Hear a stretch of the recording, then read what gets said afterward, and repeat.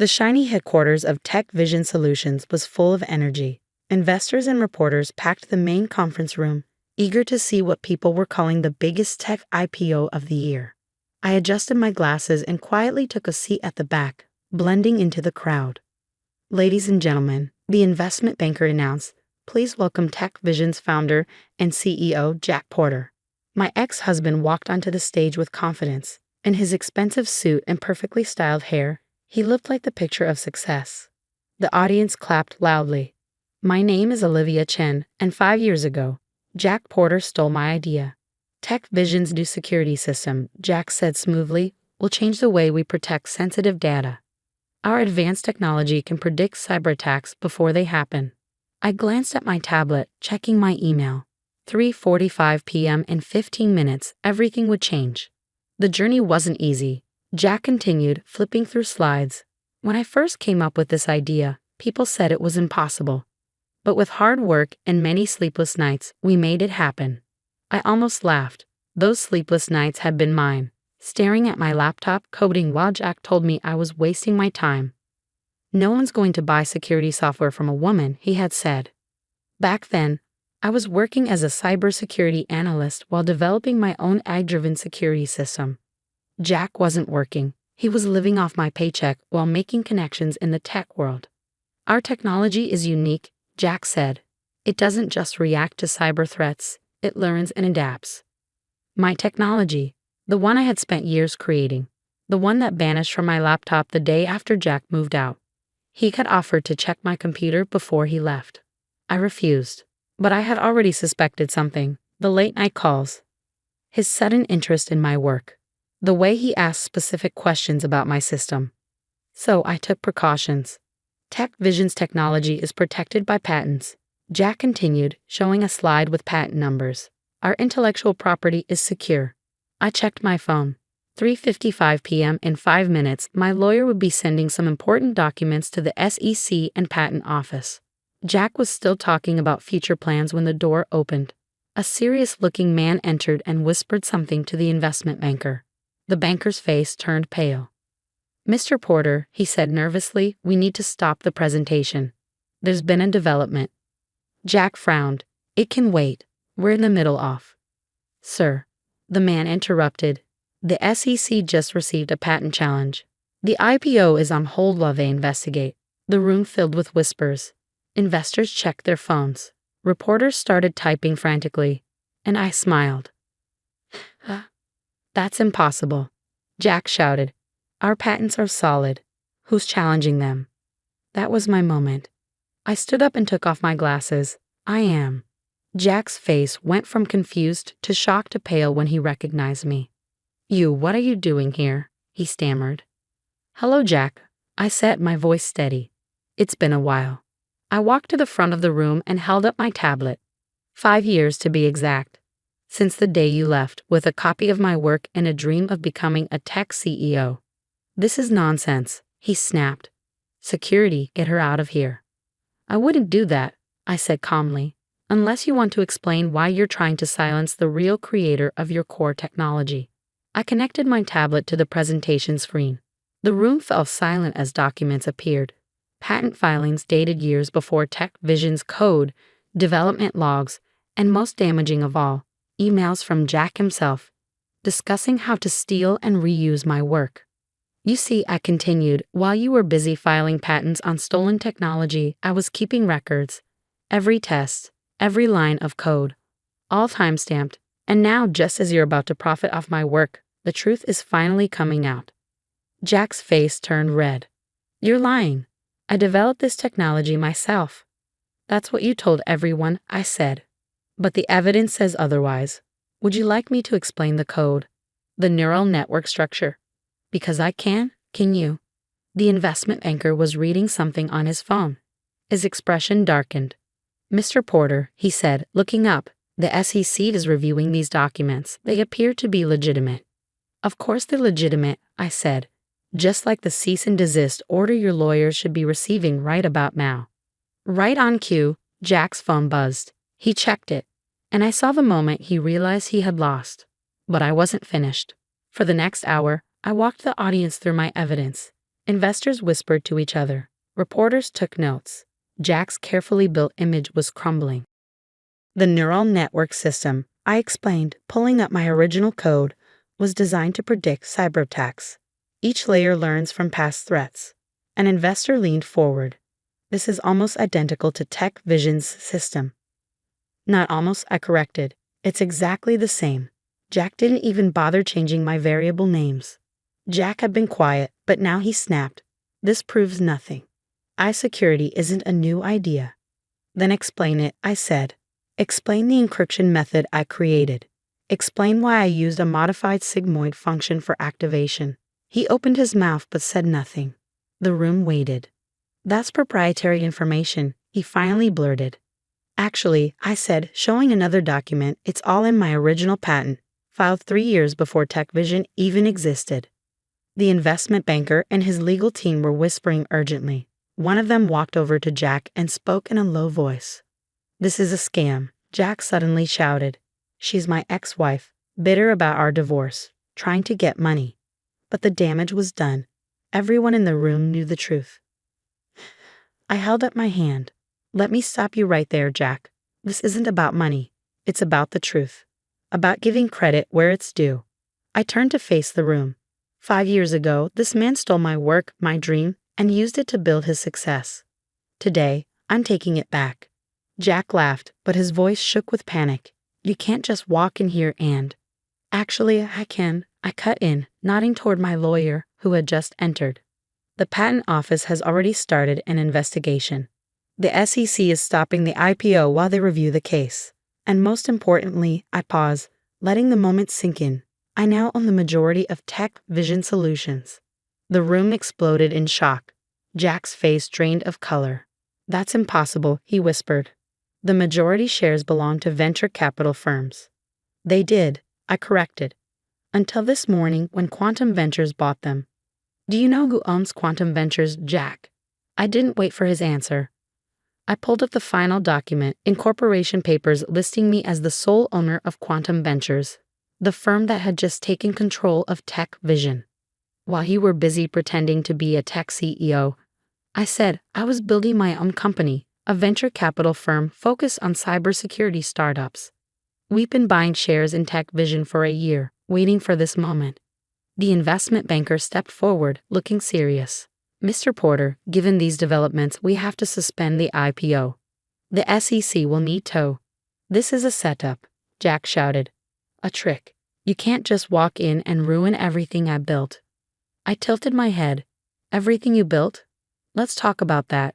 A company built on stolen technology, a reputation built on lies. And now, I smiled. It's all falling apart. The next few weeks were filled with legal battles, news headlines, and company changes. Tech Vision's board held an emergency meeting, and with all the evidence against him, they voted to remove Jack as CEO. Now, I sat in Jack's former office, now mine, going through my original code. He had made some changes over the years, but they were just small tweaks, like painting over a stolen car. Miss Chen, my assistant, peeked in. Jack's lawyers are here. They have a proposal. I nodded. Send them in. 2 lawyers in expensive suits walked in, looking uneasy. I recognized them from my divorce 5 years ago. They had been just as smug back then. Mrs. Porter, one began. Miss Chen, I corrected. What do you want? They exchanged glances before the older one spoke. Our client is willing to offer a generous settlement if you drop the patent case and sign an NDA about the technology's origins. He's offering $20 million. I actually laughed. 20 million. For technology worth billions, that protects Fortune 500 companies. 30 million, the younger one added quickly. Plus, a public statement acknowledging your contributions. I stood up and looked out the window at the city below. Let's be clear, this isn't about money. It's about justice. Your client didn't just steal my code. He tried to erase me from my own creation's history. Miss Chen, the older lawyer said carefully, legal battles can take years. The bad publicity could hurt the company's value. The company's already damaged, I said, turning back to them, because it was built on lies. But I'm going to fix that starting today. I folded my arms. Here's my offer. Jack publicly admits he stole my work. resigns from the board, and gives up all his remaining shares. Those shares will go into a foundation I'm creating to support women in tech. In return, I won't press charges for intellectual property theft. The lawyer stared at me, clearly not expecting this. That's everything he has left, the younger lawyer said. No, I replied. He had a chance to do the right thing, to build something real. Instead, he chose to steal and lie. Now he has to face the consequences. After they left, I called a company-wide meeting. The employees deserved to hear the truth from me. Standing on the same stage where Jack had tried to launch his IPO, I looked at the crowd of anxious faces. Tech Vision isn't shutting down, I said. The technology works. I should know because I created it. But from now on, we're going to build this company on honesty and real innovation, not stolen ideas. I showed them slides of my original work, how the technology had evolved, and my plan for the future. I know some of you are worried about your jobs, I continued. Let me make it simple. If you're here to innovate and make cybersecurity stronger, you have a place in this company. But if you were here just for the money Jack promised from stolen work, there's the door. Over the next few months, we transformed Tech Vision. I brought in my team, promoted talented employees who had been overlooked, and focused on real innovation. The press followed every step. Tech's greatest theft exposed. One headline read, "Woman takes back stolen invention," said another. I did a few interviews, not to brag, but to send a message to other women in tech. Don't let anyone steal your work. A year later, we had our own IPO. The newly renamed Chen Security Solutions was valued at 3 times what Tech Vision had been. More importantly, we built something real. As for Jack, the last I heard, he was trying to start another company, but investors didn't trust him. A reputation for stealing ideas wasn't great for business. The day after our IPO, I got a package. Inside was my old laptop, the one that had mysteriously crashed 5 years ago. There was a note in Jack's handwriting. "You were right. I was wrong. I'm sorry." I plugged it in. The hard drive had been wiped. It didn't matter. The truth had already come out, and I had built something far better than he ever could. That night, I sat in my office, looking at an old photo of me at my first hackathon, proud of the code I had written. I wish I could tell my younger self that everything would turn out even better than she imagined. My phone buzzed. A message from my head of development. "The quantum encryption upgrade is ready. Want to check it out?" I smiled and grabbed my laptop. On my way. This was what real innovation felt like. No stolen ideas, no lies, just a team working together to change the future of cybersecurity. And the best part, I was no longer in anyone's shadow. The story of how Jack Porter stole my technology would always be part of my past. But it wasn't my future.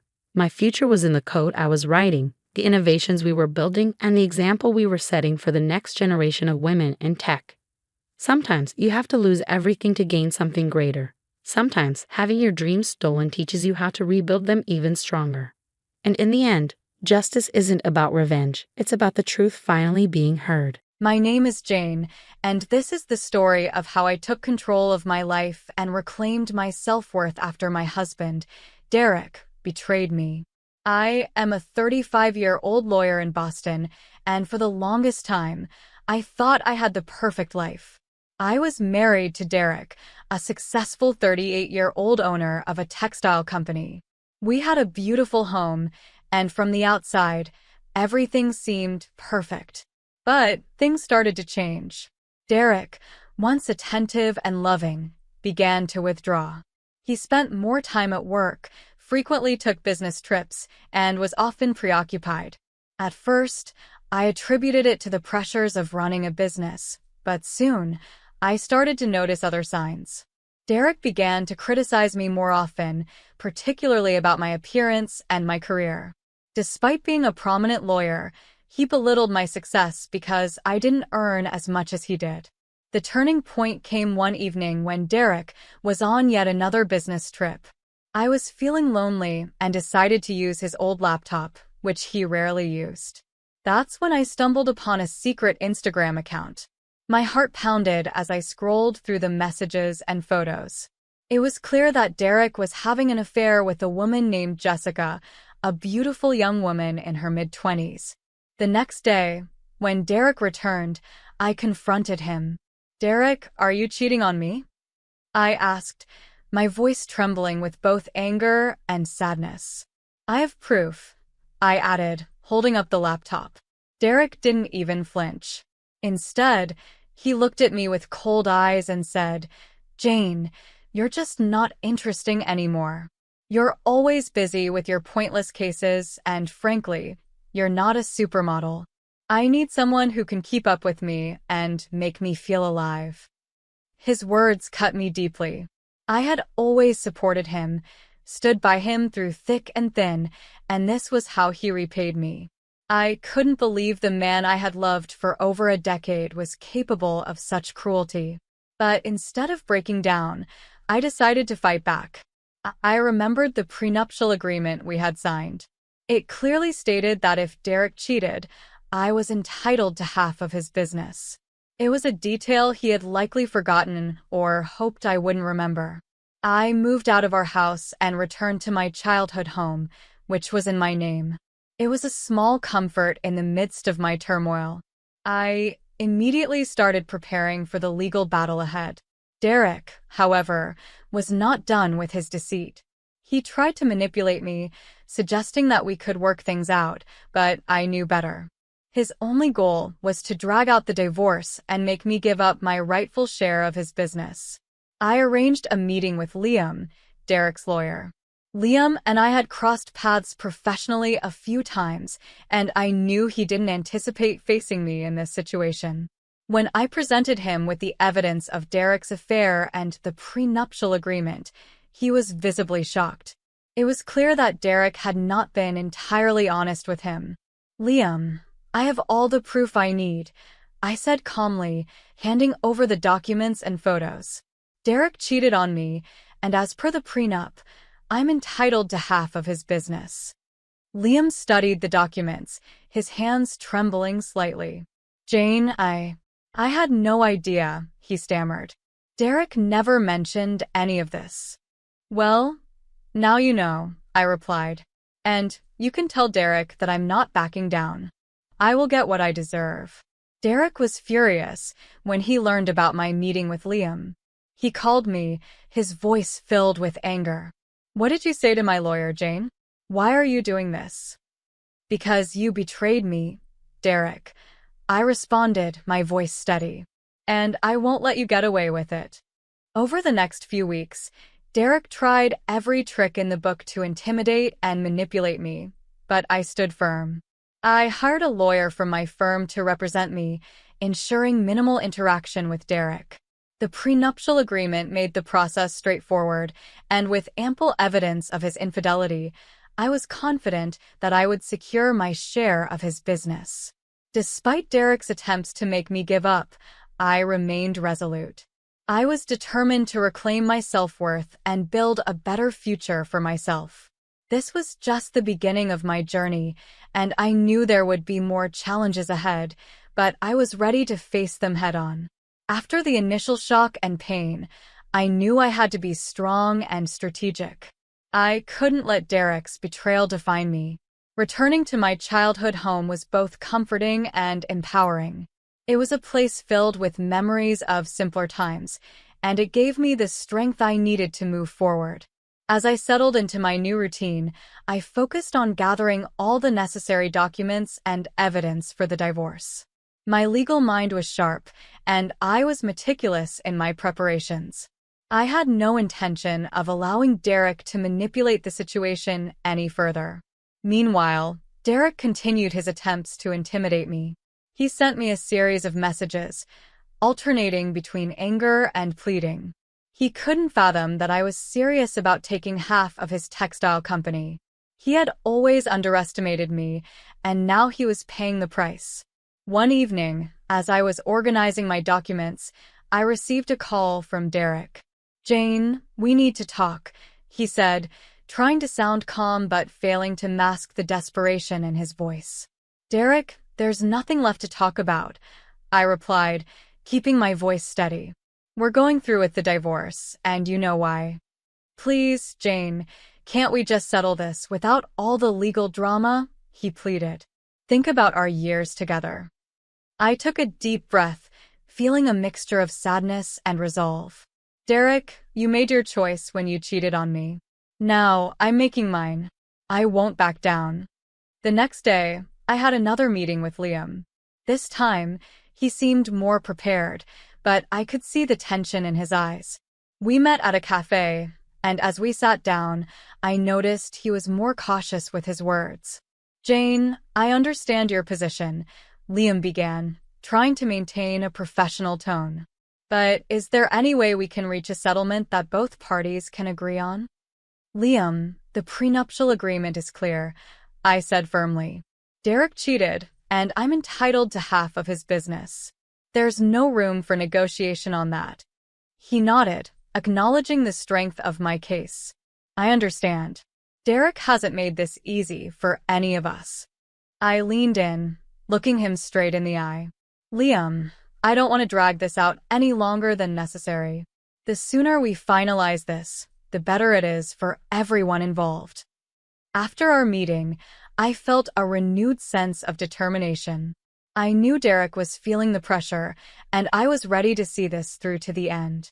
Over the next few weeks, my lawyer and I worked tirelessly to ensure every detail was covered. We left no stone unturned. Derek's attempts to prolong the process were futile. His financial situation was deteriorating rapidly. He had spent a significant amount of money on Jessica, and now, with the prospect of losing half of his business, he was starting to feel the pinch. The house he once boasted about was on the market, and he had moved into a modest condo. One morning, as I was getting ready for work, there was a knock on my door. I opened it to find Derek standing there, looking defeated and weary. I invited him in, not out of kindness, but because I didn't want the neighbors to witness the scene. Jane, please, he began, his voice breaking. I know I messed up, but don't take my business. It's all I have left. I looked at him, feeling a mix of pity and satisfaction. Derek, you put that clause in the prenup yourself. You thought you were untouchable, and now you're facing the consequences of your actions. Tears welled up in his eyes. I've put my relationship with Jessica on hold. I know it was a mistake. Maybe we can give our marriage another chance. I couldn't help but laugh at the audacity of his proposal. Derek, there's no going back. You showed your true colors, and I deserve better. This is my chance to start over, and I'm taking it. He continued to plead, but my mind was made up. I escorted him to the door and watched as he walked away, knowing that I had finally taken control of my life.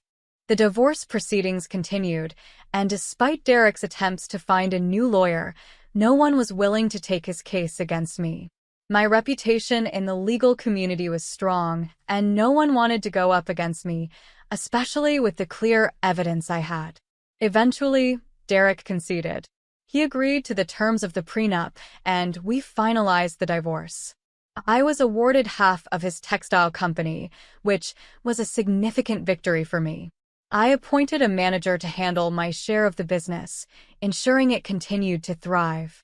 With the divorce behind me, I felt a newfound sense of freedom. I was no longer defined by my marriage or Derek's betrayal. I had reclaimed my self-worth and was ready to build a new future for myself. With the divorce finalized, I began the process of rebuilding my life. The initial relief of being free from Derek's manipulation and deceit was overwhelming. I threw myself into my work, finding solace and satisfaction in the courtroom. My colleagues noticed a change in me. I was more driven, more focused. I wasn't just fighting for my clients, I was fighting for myself. Managing my new share of Derek's textile company was a challenge, but one I embraced wholeheartedly. I appointed Mark, an experienced manager, to oversee the daily operations. Mark was efficient and trustworthy, and I knew he would handle the business well. This allowed me to continue focusing on my law practice while ensuring my new business venture thrived. Every day, I grew more confident in my abilities. I began to see the fruits of my labor, both in my law career and in the textile company. I moved out of my childhood home and bought a beautiful new mansion in the heart of Boston. It was a symbol of my newfound independence and success. One evening, as I was reviewing some documents, my phone buzzed. It was a message from Derek. I hadn't heard from him in weeks, and seeing his name on my screen brought back a flood of emotions. Against my better judgment, I opened the message. "Jane, I know I don't deserve your forgiveness, but I need to talk. Please." I stared at the screen, debating whether to respond. Curiosity got the better of me, and I agreed to meet him the next day. We met at a quiet cafe, away from the prying eyes of our former social circle. Derek looked worse than I had ever seen him. The confident, successful man I once knew was now a shadow of his former self. He fidgeted nervously as he spoke. "Jane, I've lost everything. Jessica left me, and I can barely keep up with the bills. I know I hurt you, and I'm so sorry. I'm not asking for sympathy. I just wanted you to know that I realize how much I messed up." I listened, feeling a mix of pity and vindication.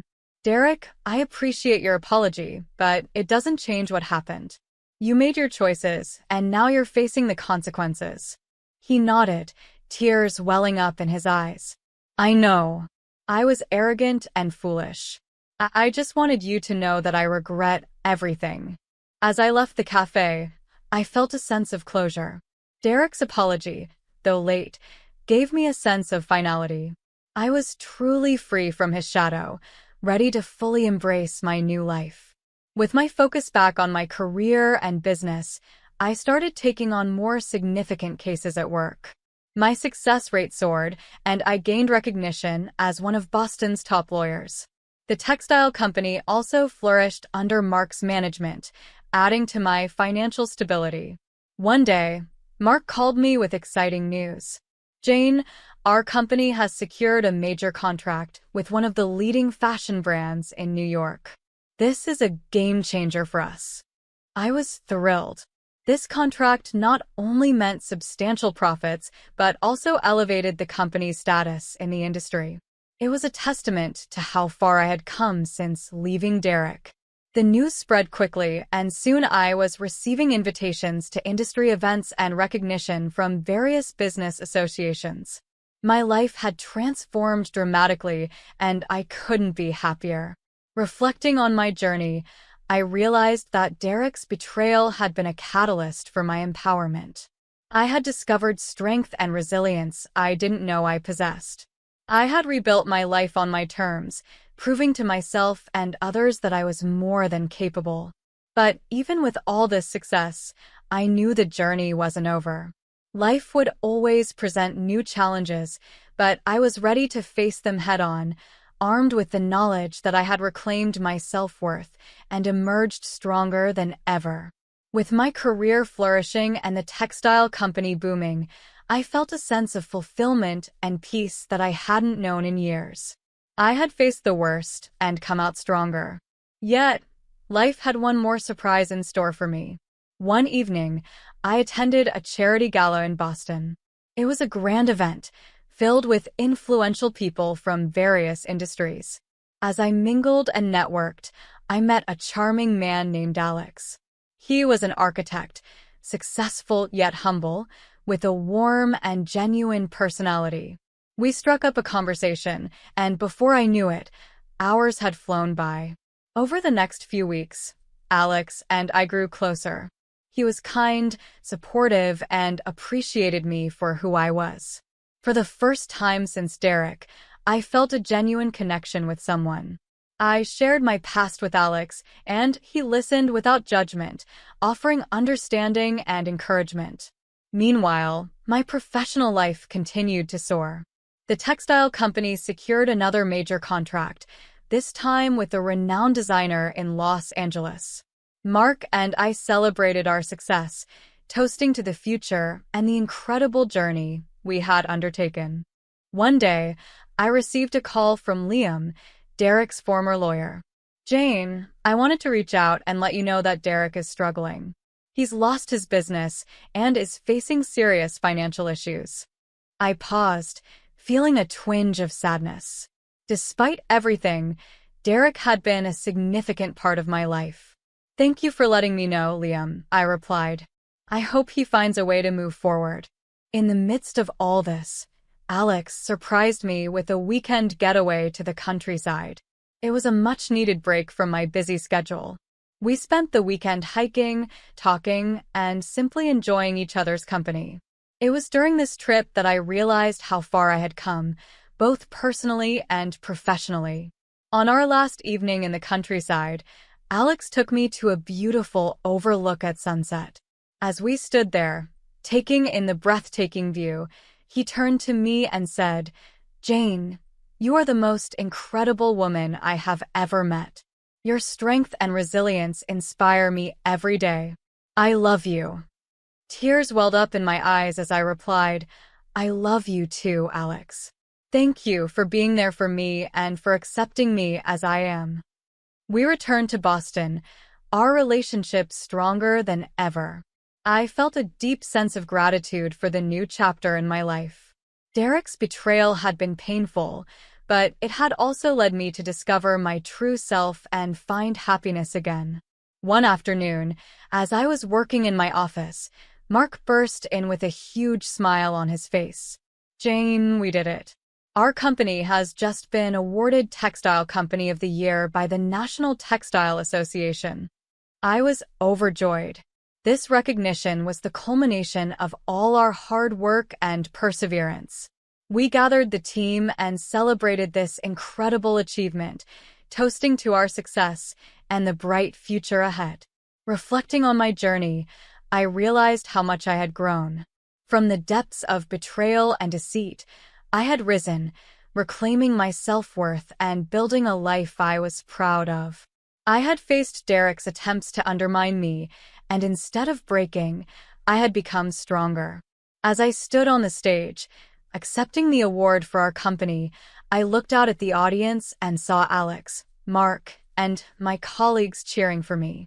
It was a moment of triumph, a testament to my resilience and determination. In the end, I learned that empowerment comes from within. Despite the challenges and setbacks, I had reclaimed my life and found happiness on my terms.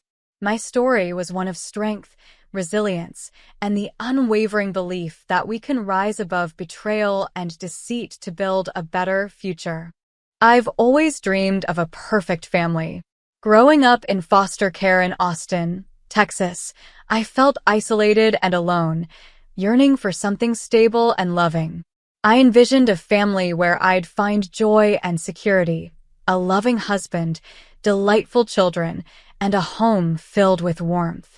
When David, a man I met through mutual friends, proposed to me, I thought my dream was finally coming true. David was 34 years old, 2 years older than me. He had a stable job in logistics, and I, at 32, worked as a marketing manager at a tech company. Our relationship seemed perfect. David was charming, and we both wanted the same things out of life. But after we married, everything started to unravel. The first few months of our marriage were idyllic. However, it didn't take long for David's true colors to show. He became increasingly demanding and lazy. Instead of contributing to our household, he began to boss me around. "Sarah, make dinner now," he'd say as soon as I got home from work.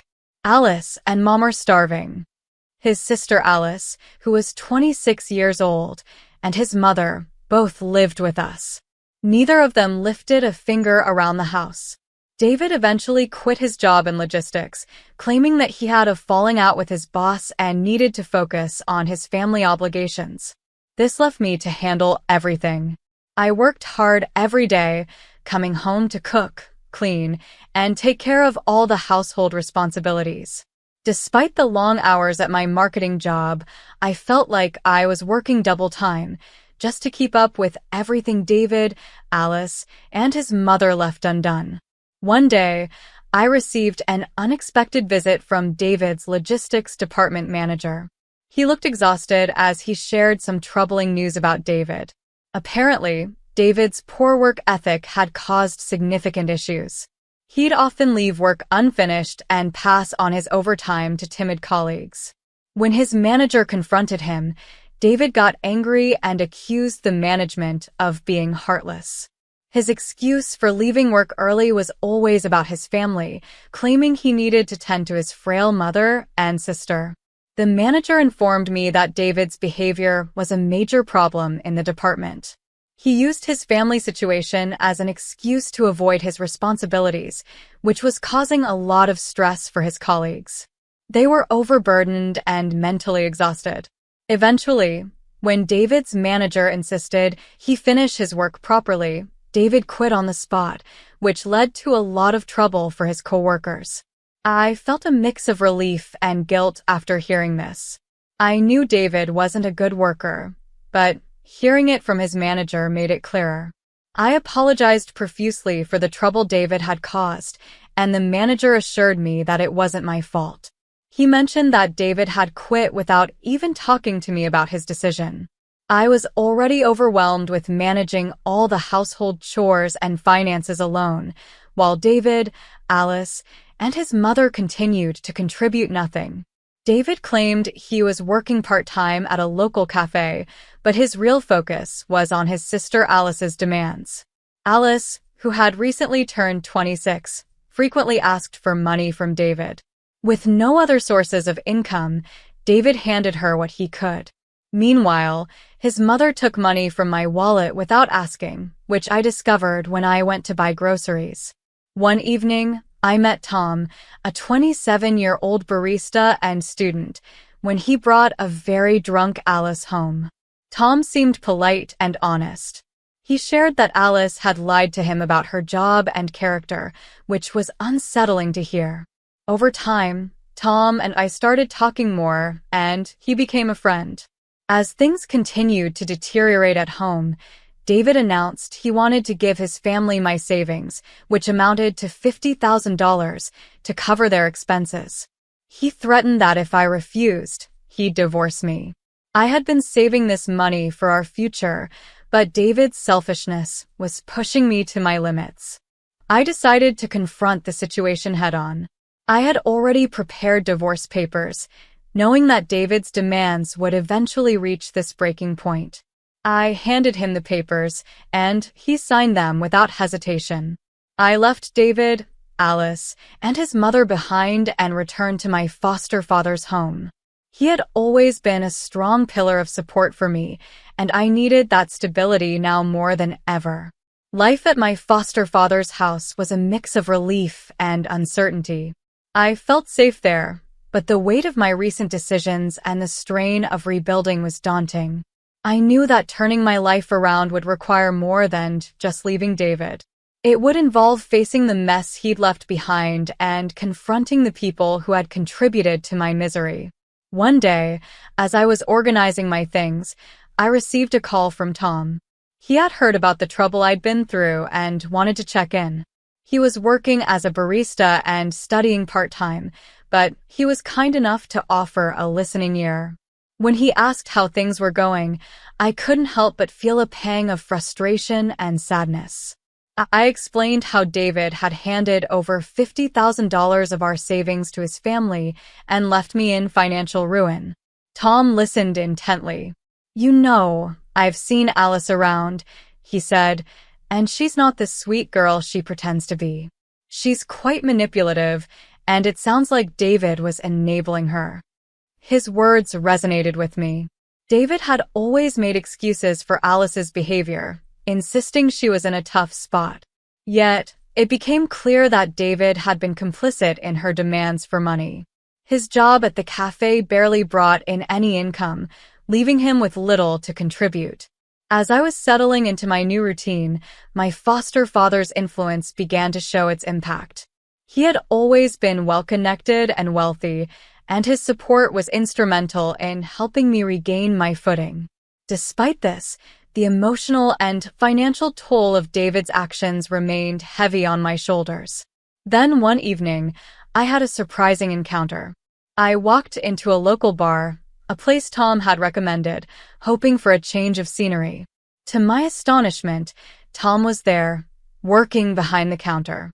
We exchanged friendly smiles, and he poured me a drink.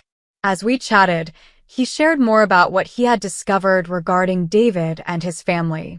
Tham revealed that David, Alice, and their mother had taken a lavish overseas trip. The trip was extravagant, filled with gambling and lavish spending, all funded by the money David had taken from me. This revelation was a shock. It was like David had used our savings to escape responsibility and indulge in luxury, leaving me to pick up the pieces. To make matters worse, David attempted to access the remaining funds I had hidden. I had given him a fake passbook to protect my savings, and thankfully, he didn't realize the money was safe from his grasp. Tham helped me confront David over the phone, demanding he repay a bar tab for Alice's drinks. David's financial troubles were worsening, and he was growing increasingly desperate. As the weeks passed, David's situation deteriorated further. Desperate for money, he borrowed from dubious sources, which led him into even deeper debt. To pay off his growing debts, David ended up working on a fishing boat, something far removed from his previous job in logistics. Alice and their mother, who had also racked up significant debts from their gambling spree, were forced to find work to repay their own debts. Meanwhile, my foster father had been closely monitoring the situation. He revealed that he had orchestrated David's financial downfall as a form of protection for me. His connections and resources were used to ensure David faced the consequences of his actions. It was a harsh but necessary step to prevent David from causing more damage. My foster father had advised me to safeguard my belongings, including my jewelry and house, which I did. With David and his family in financial disarray and the threat they once posed diminished, I felt a newfound sense of relief. My foster father's support and Tom's unexpected friendship had been crucial in navigating this tumultuous period. As I adjusted to my new life, the pain of betrayal slowly began to ease. Tham and I grew closer, and I started to see him in a new light.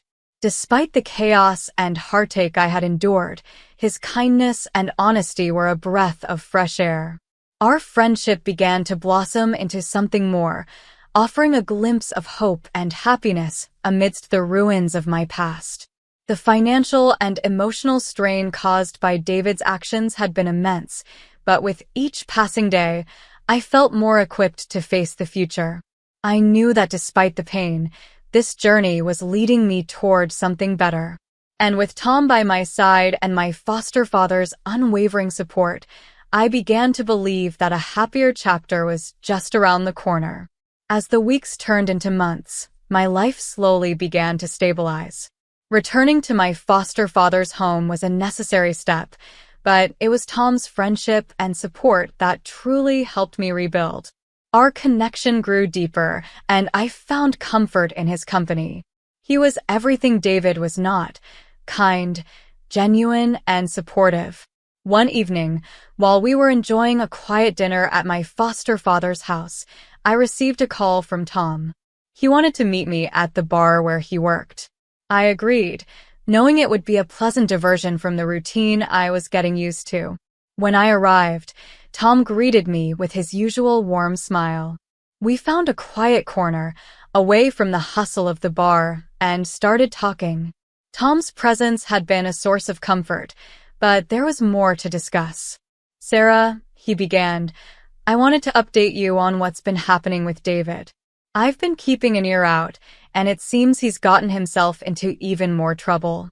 I listened intently, dreading what I might hear. "What do you mean?" I asked, my voice trembling slightly. Tham explained that David, Alice, and their mother had gone on an extravagant overseas trip, spending recklessly on gambling and luxury. They had used the $50,000 David had taken from our savings, and it had left them deep in debt. They were living a life of excess, while I struggled to recover from their actions. Despite their lavish spending, David had been trying to get to my remaining savings. I had given him a fake passbook to protect the money, but I knew he was desperate. Tham and I had worked together to confront David over the phone, demanding that he repay a bar tab for Alice's drinks. It was a small victory, but it was symbolic of the justice I sought. The situation worsened when David borrowed money from dubious sources, falling deeper into financial trouble. His attempt to cover his debts led him to work on a fishing boat, far from the comfortable life he had once known in logistics. Meanwhile, Alice and their mother were also struggling. They had no choice but to find work to repay the debts they had accumulated during their gambling spree. It was a harsh reality for David and his family, but it felt like a small measure of justice. My foster father had used his influence to ensure that David faced consequences for his actions. The financial downfall wasn't just a punishment, it was a safeguard to ensure that David couldn't come after me or my resources any longer. Tom and I continued to grow closer, and our relationship evolved from friendship into something more profound. I could see a future with him, one that was far removed from the pain and betrayal of my past. His unwavering support and genuine affection helped heal some of the wounds left by David's deceit. One day, as Tom and I were enjoying a quiet afternoon together, my foster father sat us down for a serious conversation. He wanted to discuss the future and how he could continue to support me. His generosity had been immense, and I was grateful for everything he had done. He reminded me to protect my remaining assets and to stay vigilant. His advice was always practical and filled with wisdom. "It's important to stay smart about your finances," he said. "I've seen how people can take advantage when you're vulnerable. Keep your valuables secure and always be cautious about who you trust." His words resonated deeply. The experience with David had taught me the hard way about trust and security. I had to be cautious about my future and the people I allowed into my life. As the months passed, David's situation seemed to stabilize, though it was far from ideal. He continued working on the fishing boat, struggling to make ends meet. Alice and their mother were also working hard to repay their debts. The life they once enjoyed had been replaced with the reality of hard labor and financial strain. Meanwhile, Tom and I were building a new life together. Despite the challenges, we found solace in each other's company. We supported each other through the aftermath of my past and looked forward to a brighter future. The pain of betrayal was still there, but it was being replaced by the promise of something better. My foster father's continued support was invaluable. He had not only helped me through the immediate crisis, but had also been a source of guidance as I navigated this new chapter. With his encouragement and Tom's steadfast presence, I began to believe in the possibility of true happiness. As I looked back on everything that had transpired, I felt a mix of relief and hope. The road to recovery was still ongoing, but I was no longer facing it alone. With Tom by my side and the lessons learned from my experiences, I was ready to embrace the future with optimism. As the weeks continued to pass, life began to take on a new rhythm. Tom and I were becoming inseparable, and our relationship was growing stronger. Each day, I found myself feeling more hopeful about the future. My foster father's support had been crucial, and Tom's companionship was a source of daily joy. One evening, Tom and I were having dinner when my foster father called me into his study.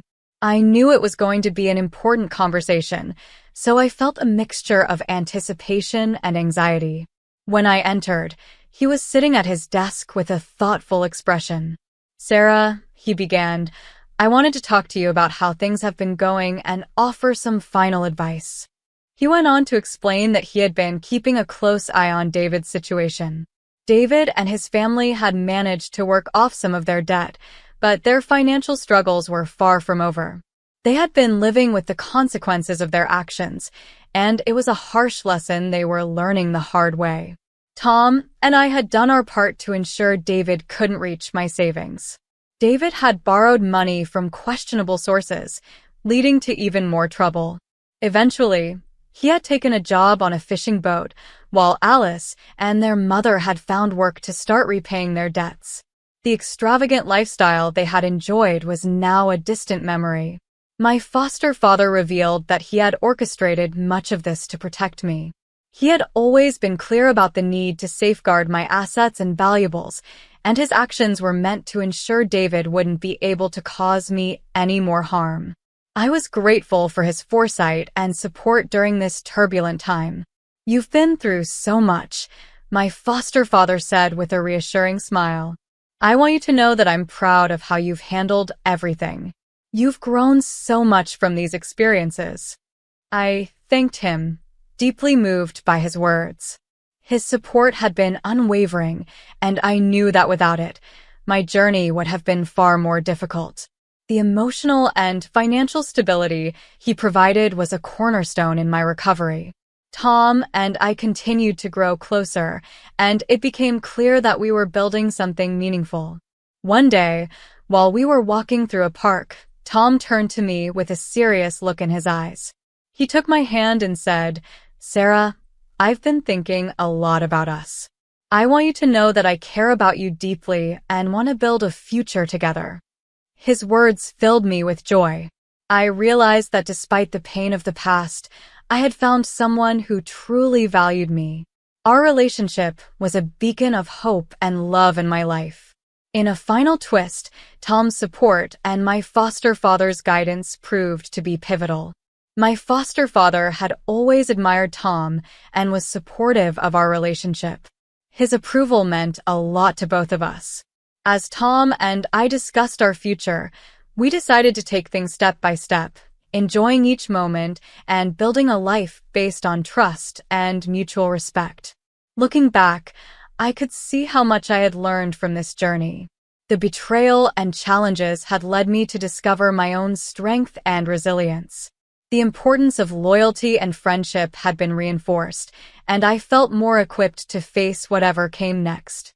The financial troubles caused by David's actions had been substantial. He had misused $50,000 of our savings, and his debts had led him to borrow from dubious sources. His attempts to cover his tracks had only resulted in more hardship for him and his family.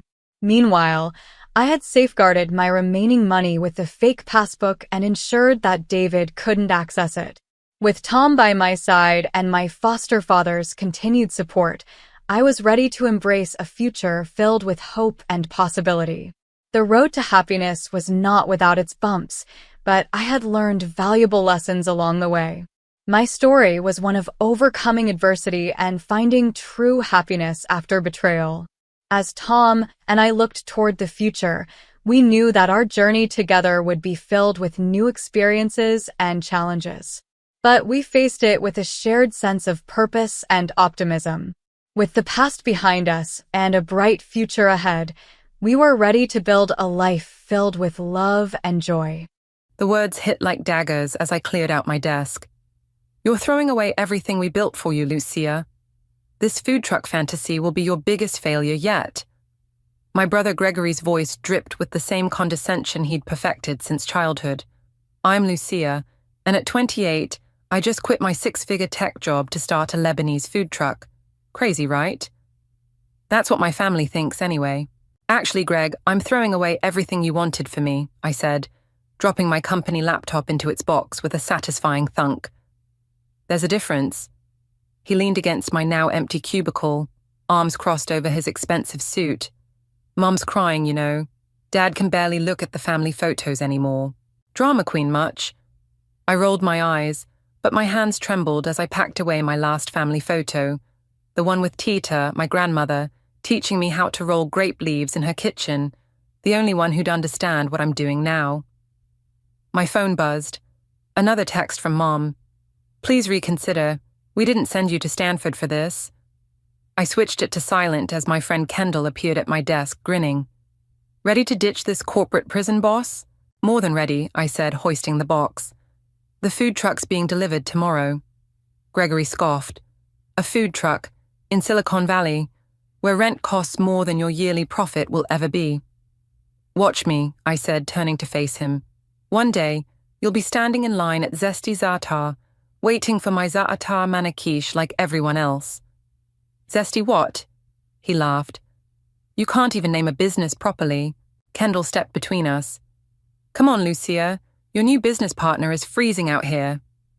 As we walked toward the elevator, Gregory called out, "When this fails, and it will fail, don't come crying to us." Outside, the crisp January air hit my face. Kendall squeezed my shoulder. "You okay?" "I should be terrified," I said, looking up at the gleaming tech campus I was leaving behind. "But I'm not. I'm excited. Your grandmother would be proud," Kendall said, helping me load the box into her car. "You think?" I pulled out my phone, showing her the photo I'd saved as my wallpaper, Tita's handwritten recipe for shish tawuk. She always said our family lost its soul when we stopped cooking together. "Speaking of cooking," Kendall said, "we need to test that marinade recipe tonight. The health inspection's at 9 tomorrow." My phone buzzed again. This time it was my sister Layla. "Are you really doing this? Greg says you've lost your mind." "They'll see," I said, putting the phone away. "They'll all see." We drove to my apartment, where the smell of garlic and herbs greeted us. I'd been testing recipes all week, much to my roommate's delight. The kitchen counter was covered with containers of spices Tita had left me: za'atar, sumac, baharat, each one a piece of the heritage my family seemed eager to forget. "Taste this," I said, offering Kendall a spoonful of Tham. "Too much garlic?" "Perfect amount of garlic," she said, reaching for water. "Your brother's an idiot if he thinks this won't sell." I stirred the marinade, remembering Teta's hands guiding mine, teaching me the exact moment to add each spice. You know what the worst part is? They act like I'm throwing away my education, like my business degree won't help me run this truck. "Their loss," Kendall said, sampling the chicken. "Holy shit, Lucia, this is incredible." My phone rang. Mom again. This time I answered. "Lucia, Habibi, please, it's not too late to fix this. I know Richard in HR would take you back." "Mom, stop. This isn't a mistake that needs fixing. This is my choice." "But your future—" "My future is exactly what I'm building," I said, my voice stronger than I felt. "Tita's recipes deserve better than being lost in some family cookbook nobody opens. Your grandmother didn't spend her life cooking so you could throw away." "No," I cut her off. "She spent her life cooking to keep our culture alive, to give us something to be proud of. And that's exactly what I'm going to do." After hanging up, I showed Kendall the business plan I'd spent months perfecting. Market analysis, cost projections, social media strategy, everything they thought I was too naive to consider. "Tomorrow," I said, "we prove them all wrong." Kendall raised her water glass. "To zesty za'atar." "To Tata," I added softly, touching my necklace, the last gift she gave me, a small gold pendant shaped like a cedar tree. In my mind, I could hear her voice. "Habibi, our food tells our story. Never let anyone shame you for sharing it."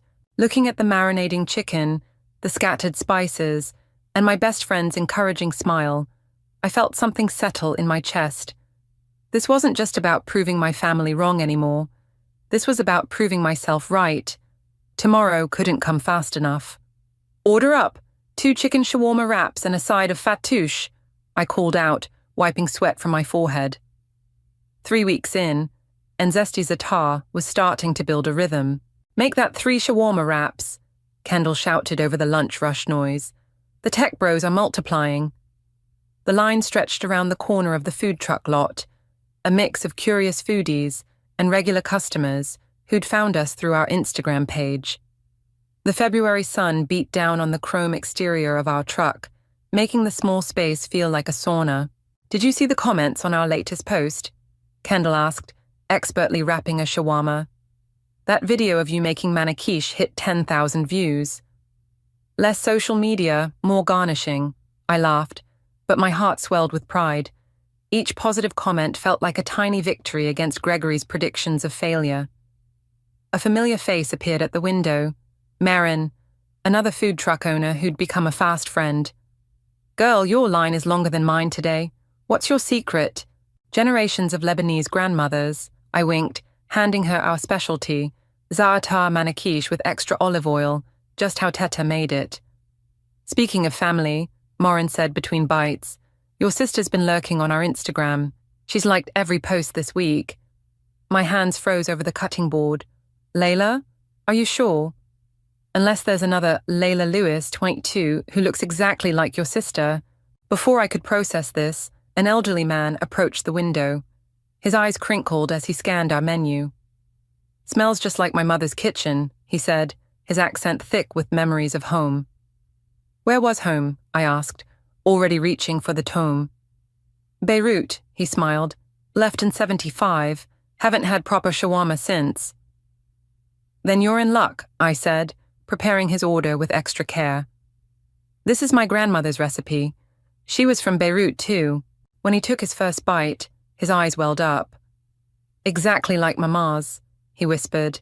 You've brought a piece of home to California, Habibti. The moment was interrupted by my phone buzzing. Mom, again. I let it go to voicemail. Your mother still not speaking to you? Kendall asked as we cleaned up during the afternoon lull. Oh, she's speaking. Just not the words I want to hear. I played the latest voicemail on speaker. Lucia, your father's friend saw your food cart. Is this really how you want people to see our family? Like common street vendors? Kendall threw a piece of pita at my phone. Common street vendors who just made more in 3 weeks than their fancy son did in bonuses last quarter. She was right. Despite the startup costs, we were already turning a profit. Our social media following grew daily, and we'd been invited to cater several tech company lunches. Even the local food blog had featured us in their must-try food trucks list. Speaking of money, I said, pulling out my laptop. Check this out. I showed Kendall our books. If we keep this up, we can start looking at a second truck by summer. No way. She hugged me, nearly knocking over a container of tahini. We're actually doing it. The afternoon rush started picking up when I spotted a familiar face in line. My sister Layla, trying to look inconspicuous in large sunglasses. What should I get? She asked quietly when she reached the window, like she was afraid someone might recognize her. Depends, I said, keeping my voice neutral. Are you here to spy for Greg? Or did you actually want to try the food? She pulled off her sunglasses, looking guilty. Both? Greg's been insufferable since you left. Keeps saying you'll come crawling back any day now.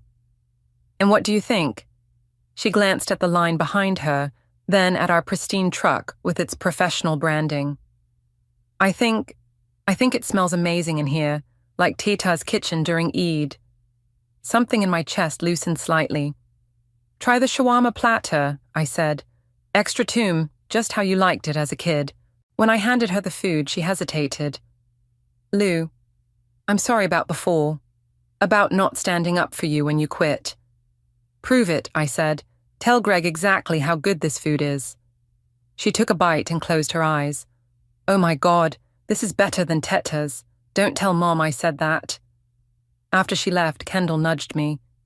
Think she'll really tell Greg? Doesn't matter, I said, watching my sister disappear into the crowd, already taking photos of her food. The line speaks for itself. By closing time, we'd served over 200 customers and received 3 catering inquiries. As we cleaned up, I touched Teta's cedar pendant and smiled. Common street vendor, huh? I muttered. Just wait, Mama, just wait. You're late, Mum said as I walked into their house for our monthly family dinner. The familiar smell of her cooking filled the air, but something was off. She'd made Italian, not Lebanese. Food truck ran long, I said, kissing her cheek. Big corporate catering order. At least you're making money as a street vendor, Gregory called from the living room, not bothering to look up from his phone. Though probably not enough for a decent watch. I checked my sauce-stained t-shirt and shrugged. Actually, we're doing great, but you'd know that if you followed our Instagram. We hit 20,000 followers yesterday. Instagram followers don't pay bills, Dad said, emerging from his study. Richard still asks about you, you know. Says your position is open. My position is running my own successful business, I said, following them to the dining room. But thanks for the concern. Layla was already seated, looking uncomfortable. Since her visit to the truck last week, She'd been texting me regularly, asking for recipes and business advice. Now she wouldn't meet my eyes. "So," Mom said, serving the pasta, "Gregory has some exciting news." My brother straightened his tie, grinning. "I've been promoted to senior financial analyst, the youngest in the firm's history." "Mabrook," Dad beamed. "This calls for champagne." As he went to fetch the bottle, Gregory smirked at me. "Some of us are still climbing the corporate ladder instead of climbing into food trucks." "Funny," I said, twirling pasta on my fork. "I catered lunch for your firm last week. Your colleague Marcus loved our food so much, he booked us for his wedding." "You're catering weddings now?" Layla perked up. "Don't encourage her," Mom snapped. "It's bad enough she's throwing away her education. Now she wants to be a wedding caterer too." "What's wrong with catering weddings?" I put down my fork. "Tita catered weddings. Or did you forget that's how she put you through college?" The table fell silent. Mom's face tightened. "That was different. We had no choice back then." "No, you're right. I had a choice. And I chose to honor her legacy instead of being ashamed of it." "We're not ashamed," Dad said, returning with the champagne. "We're concerned. This experiment of yours." "Experiment," I laughed. "We're making 5 figures a month. How's that for an experiment?" Gregory choked on his wine. "You're lying." I pulled out my phone, showing him our books. "Check the numbers yourself, Mr. Senior Financial Analyst. Or better yet, ask your colleague Marcus why he chose us over that fancy catering company you recommended." "That's actually impressive," Layla said quietly. "Layla," Mom warned. "No, Mom, it is impressive. Have you even tried her food? It's better than..." "Than what?" I challenged. "Better than Tita's. Better than the food you pretend doesn't exist when your country club friends come over." "That's enough." Dad slammed his hand on the table. "We're here to celebrate Gregory's success, not your street food venture." Just then my phone buzzed. An email from the Bay Area Food Festival. I opened it, my hands shaking. "Oh my God," I whispered. "What now?" Gregory rolled his eyes. "Health department finally shut you down." "No." I stood up, my chair scraping against the floor. "I just got invited to be a featured vendor at the Bay Area Food Festival. The waiting list is usually 3 years long." "The one they do at the waterfront?" Layla's eyes widened. "Lou, that's huge." Mom snatched my phone, reading the email. Her face paled. "This is a mistake. They must not know." "Know what, Mom? That I'm not some fancy restaurant, that I'm just a street vendor, or that I'm your daughter, embarrassing you by cooking the food you grew up eating." "Lucia," Dad started. "No, I want to know. What exactly are you ashamed of? The fact that I'm successful, or the fact that I'm successful doing something you look down on?" Gregory scoffed. "Success is relative. 1 good month doesn't..." "6 good months," I corrected him. 6 months of proving you all wrong. 6 months of watching people line up for hours to taste the food you think is beneath you. 6 months of carrying on Teta's legacy while you all try to forget it. I grabbed my bag and headed for the door. Layla called after me. "Lou, wait." "You know where to find me," I said over my shoulder. "Just look for the line of people who aren't ashamed to eat our food." As I reached my car, another email came through. This one from a local news station, wanting to feature zesty za'atar in their Hidden Gems segment. I touched Tita's pendant and smiled through my tears. "Watch me now," I whispered, starting the engine. "Just watch me now." Behind me, through the dining room window, I could see my family still seated at the table, their celebratory dinner forgotten. Layla was standing, gesturing at something on her phone, probably our Instagram page.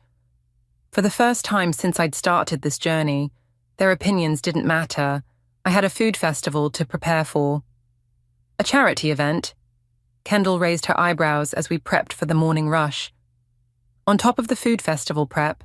"Hear me out," I said, chopping parsley for tabbouleh. "Remember Maria, the single mom who comes by every Tuesday? She gave me this idea." Marin, perched on our prep counter, nodded enthusiastically. "The one with the twins? She's always sharing our posts in her single mom support group." "Exactly. These women are working multiple jobs, raising kids alone, and still trying to put healthy food on the table. I wiped my hands on my apron. We could do a special event. All proceeds go to their support network. Plus, Kendall grinned, it'll drive Gregory absolutely insane to see you succeeding and being charitable while he's just succeeding. This isn't about Gregory, I protested, but couldn't hide my smile. Okay, maybe it's a little about Gregory. My phone buzzed. A text from Layla. Need to talk. Coming by the truck today. Don't tell Mom. Speaking of family drama, I showed them the message. Your sister's been commenting on every post lately, Maren observed. Even defended us against some troll last week. Before I could respond, a familiar voice called through the service window. Is this a private meeting or can anyone join? I spun around to find Amanda, my former colleague from the tech company, grinning at me. Amanda, what are you doing here? Besides craving your shawarma, I'm here about the food festival. She pulled out a business card. I'm on the organizing committee this year. My heart skipped. You're the one who recommended us? After tasting your food at Marcus's wedding, how could I not? She leaned in. But that's not all. We want to feature you in the festival's promotional campaign. Your story's exactly what we're looking for. Corporate dropout turned successful entrepreneur, preserving cultural heritage through food. And pissing off her family in the process, Kendall added helpfully. Amanda laughed. That too. The whole proving them wrong angle. People eat that up. No pun intended. Just then, Layla appeared behind Amanda, looking nervous in her designer suit. Lou, can we talk? Perfect timing, I said. We're planning a charity event. Want to help? Layla glanced around uncertainly, then straightened her shoulders. Actually, yes, and I might have an idea. We gathered around our tiny prep table as Layla pulled out her tablet. So, I may have mentioned your success to some people at work. Our marketing team is looking for local businesses to partner with for community outreach. Hold up, I interrupted. You want your fancy marketing firm to partner with your embarrassing food truck sister? Stop it, she said firmly. I was wrong, okay? We were all wrong. And I want to help make it right. Amanda clapped her hands. This is perfect. A corporate-sponsored charity event right before the food festival. The press will love it. My head spun. Press? Trust me, Amanda winked. I know some people at the local stations. Between this and the festival feature, you'll be the talk of the Bay Area food scene. Maren squeezed my arm. Think about it, Lou. This could help so many people. I looked at Layla, really looked at her. Gone was the condescending sister who'd sided with Gregory. In her place was someone who seemed genuinely excited about my success. Okay, I said, but we do this my way. No corporate sanitizing. This is about real food and real people. Agreed, Layla nodded. And I want to help cook, like we used to with Tita. The prep table went quiet. Kendall dropped a spoon. You want to cook? I asked carefully. You haven't cooked since Teta died, I know. Layla's voice softened. Maybe it's time to change that. Amanda cleared her throat. Well, this just got even better. Sister reunited with sister through family recipes. The media will... No, I cut her off. This part stays private. Some things aren't for publicity. Layla's eyes welled up. Thank you. We spent the next hour planning. The event would feature traditional Lebanese dishes, each with a story connecting it to the community we were helping. Layla's firm would handle promotion and matching donations. Maren offered her truck as additional kitchen space. One more thing, Layla said as she was leaving. Greg knows I'm here. He might tell Mom and Dad. Let him, I said, touching Tita's pendant. They can't stop this anymore. After everyone left, Kendall bumped my shoulder. You okay? Better than okay, I smiled, pulling out Teta's recipe book. We're going to need more za'atar. My phone buzzed again. Gregory this time. What did you say to Layla? She's lost her mind. I typed back, actually, big brother, I think she just found it. See you at the event. Turning back to the prep table, I felt lighter than I had in months. The charity event, the food festival, Layla's support, everything was falling into place. And somewhere, I knew Tita was watching, probably laughing at how her recipes were still bringing the family together, whether they liked it or not. "You're doing it wrong," I said, watching Layla struggle with the grape leaves. "Tita would be rolling in her grave seeing you roll these like burritos." "Well, I'm sorry my grape leaf rolling skills got rusty during my years of corporate slavery," she laughed, trying again. "We were in my apartment's kitchen, practicing for the charity event. Here," I demonstrated the technique. "Tighter at the start, then gentle as you roll, like swaddling a baby." "You sound just like her," Layla said softly. "Remember how she'd smack our hands when we tried to sneak the finished ones? Only because you kept eating all the vegetarian ones before the meat ones were done." The doorbell rang, Maren arriving with more supplies. "Ladies, the local news crew confirmed for next week. They want to film the prep and interview some of the single mums we're helping." "Perfect," I said, checking my phone. "Maria's bringing 5 other mums to help prep. They're all excited to learn the recipes." "Speaking of excitement," Layla cleared her throat. "Mum called me this morning." My hands froze mid-roll. "And?" "She saw the event posting online. Dad too. They're coming." The grape leaf in my hand tore. "What?" "They want to see what all the fuss is about. Greg's coming too." Maren whistled low. "Full family reunion, huh? Should I bring popcorn?" "It's fine," I said, though my voice shook. "They can come. They can see exactly what their street vendor daughter has built." My phone buzzed, a text from Mom. "Your father and I will attend your event. Please dress appropriately." "Dress appropriately," I read aloud. "What does she think I'm going to wear? A garbage bag?" "Actually," Layla pulled out her phone, showing me a website. "I might have an idea about that."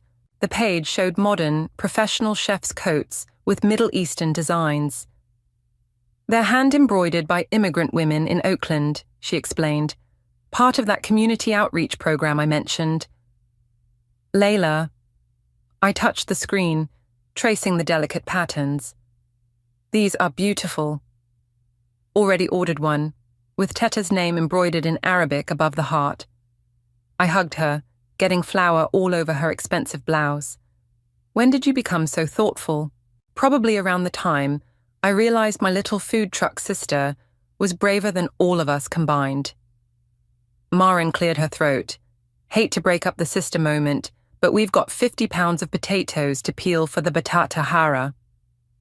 We spent the next few hours prepping, testing recipes, and finalizing the event layout.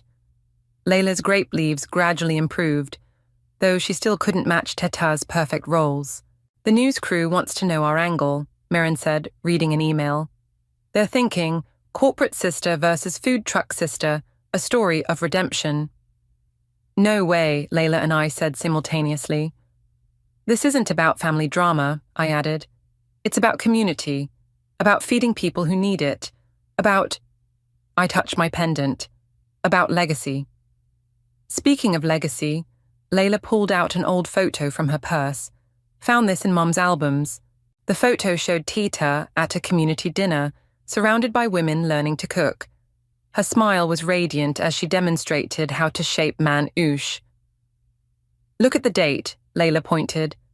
1982, I read. "Wait, isn't that when Mum was in college?" "Yeah, Tita was teaching cooking classes to new immigrants, helping them feel at home. The money helped pay Mum's tuition." My eyes stung. "She never told us. Maybe she was trying to forget," Layla said. "But I think that's why this bothers her so much. You're doing exactly what Teta did, and it reminds her of where she came from." "Where we all came from," I corrected, "whether they want to admit it or not." My phone chimed with another message, from Gregory this time. "Dad's asking about investment opportunities in food truck fleets. What did you do to this family?" I showed the message to Layla, who burst out laughing. "Oh, how the mighty have fallen." "Ladies," Maren interrupted, "focus. We have 3 days to prepare food for 200 people, coordinate with the news crew, and somehow survive a family reunion. Less laughing, more cooking, but as we worked into the evening, the laughter continued. Layla shared stories about Gregory's failed attempts to cook for his girlfriend. Maren taught us curse words in Spanish. Even Mom texted again, this time asking if she should bring Tita's special serving platters. "You know what?" I said, surveying our progress. "Let them come. Let them all come. They'll see exactly what food truck success looks like. They'll see what family looks like," Layla corrected, finally mastering a perfect grape leaf roll, even if it takes some time to remember. Looking at my sister, covered in flour and beaming with pride over her grape leaves, I realized she was right. This wasn't just about proving them wrong anymore. It was about showing them who we really were, who we'd always been. 3 days to go. Bring it on. "They're here," Kendall hissed, nudging me as I adjusted my new chef's coat. Through the crowd, I spotted my parents and Gregory, looking painfully overdressed for a food truck charity event.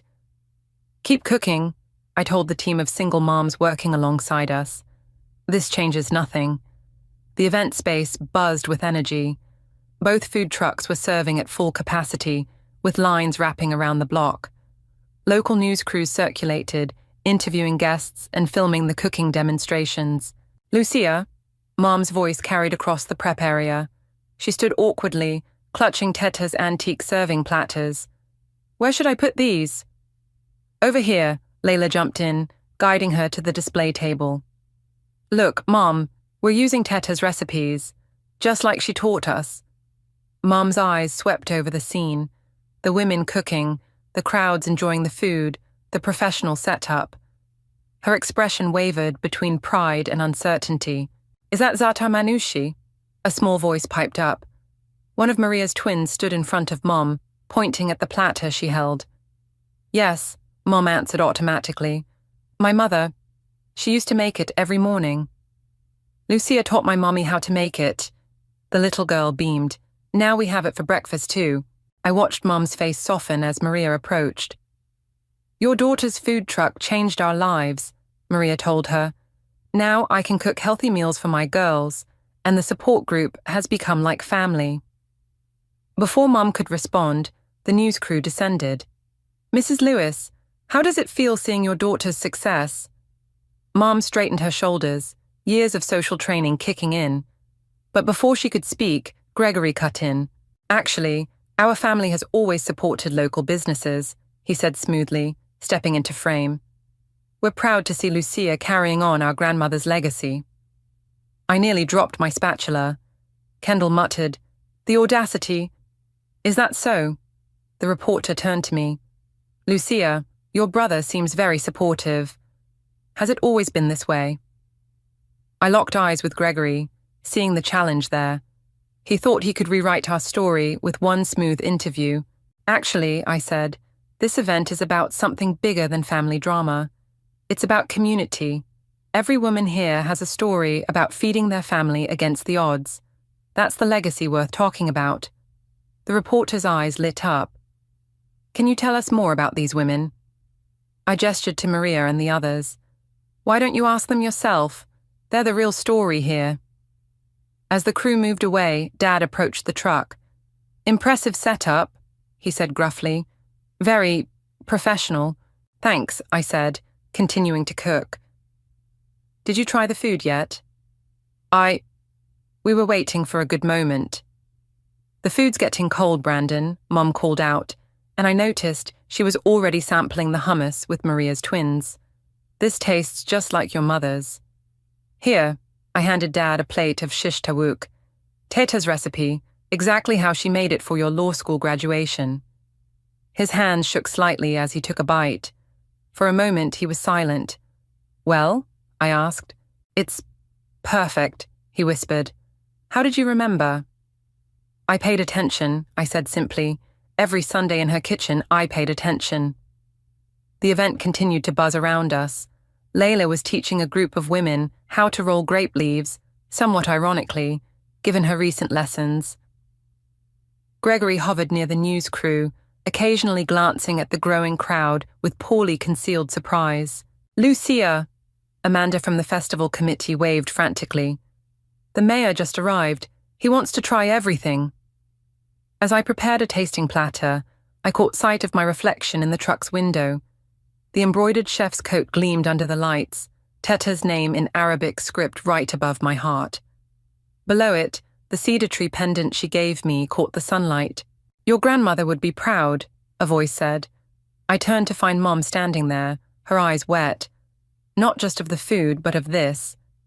She gestured to the women cooking, the families eating, the community gathered together. "Really?" I asked. "Because last month I was just a street vendor embarrassing the family." "I was wrong," she said quietly.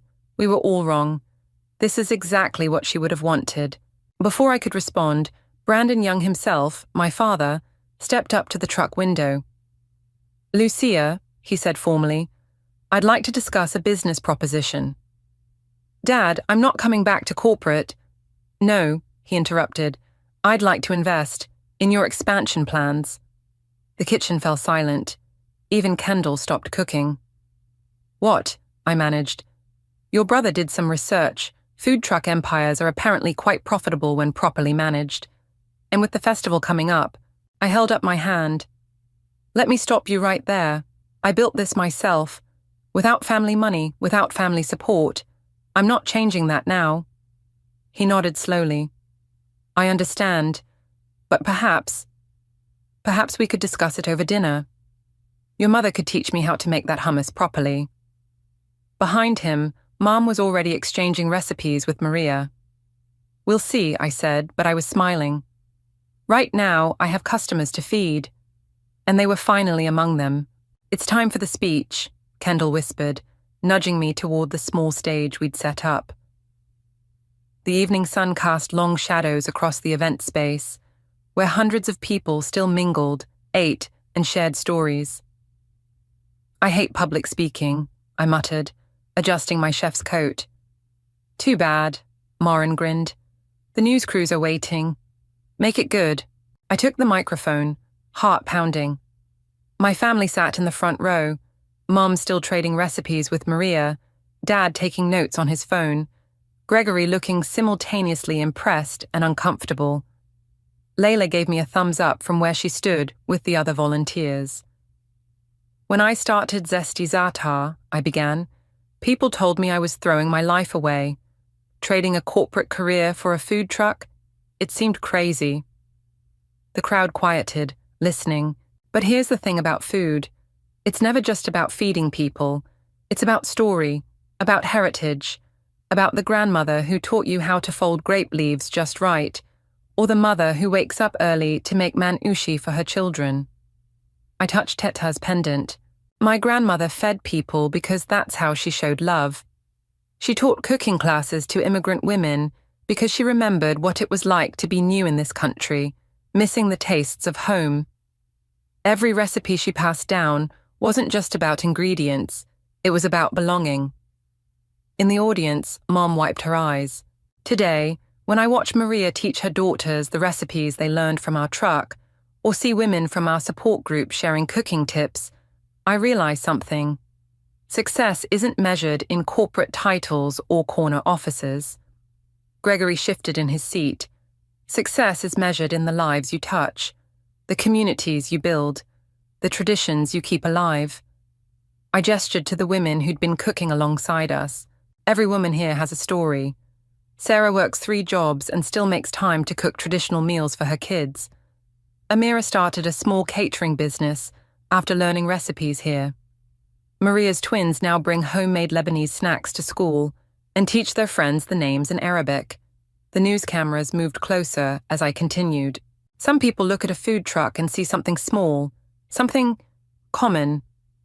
I met Gregory's eyes. But I look at this truck and see my grandmother's legacy. I see women supporting women. I see culture being preserved and passed on. I see strength. Layla was openly crying now, and even Gregory looked affected. To everyone who said I was making a mistake, thank you. Your doubt made me work harder. Your dismissal made me more determined. And your absence made room for this amazing community to become my new family. I raised my glass. To all the women here today who feed their families with love, who keep their traditions alive, who work impossible hours and still make time to learn new recipes. This success belongs to you too. And to my grandmother, who taught me that food is love, and love is revolution. This is all because of you. The crowd erupted in applause. Maria's twins ran up to hug me. Through tears, I saw Dad stand up, clapping with genuine pride on his face. But it was Gregory who reached the stage first. "Lou," he said, taking the microphone. "I need to say something." The crowd hushed. Kendall moved protectively closer to me. "I was wrong," he said simply. "We were all wrong. We measured success by our standards, not yours. But looking around today," he gestured to the thriving event, the news crews, the happy families. "This is success by any measure." Mom stood up. "May I?" She took the microphone with trembling hands. "My mother, your tita, used to say that food is memory. When she died, I tried to forget because remembering hurt too much. But watching you today, Lucia, you didn't just remember. You brought her back to life. You made her proud." I couldn't hold back the tears anymore. Layla joined us on stage, wrapping an arm around me.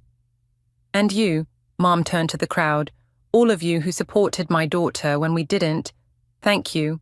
Thank you for seeing what we were too blind to see." The news crews were eating it up, but I barely noticed them. For the first time since starting this journey, I felt truly seen by my family. Amanda rushed to the stage. "Lucia, the festival committee just called. They want to feature Zesty Za'atar as the headline vendor next month."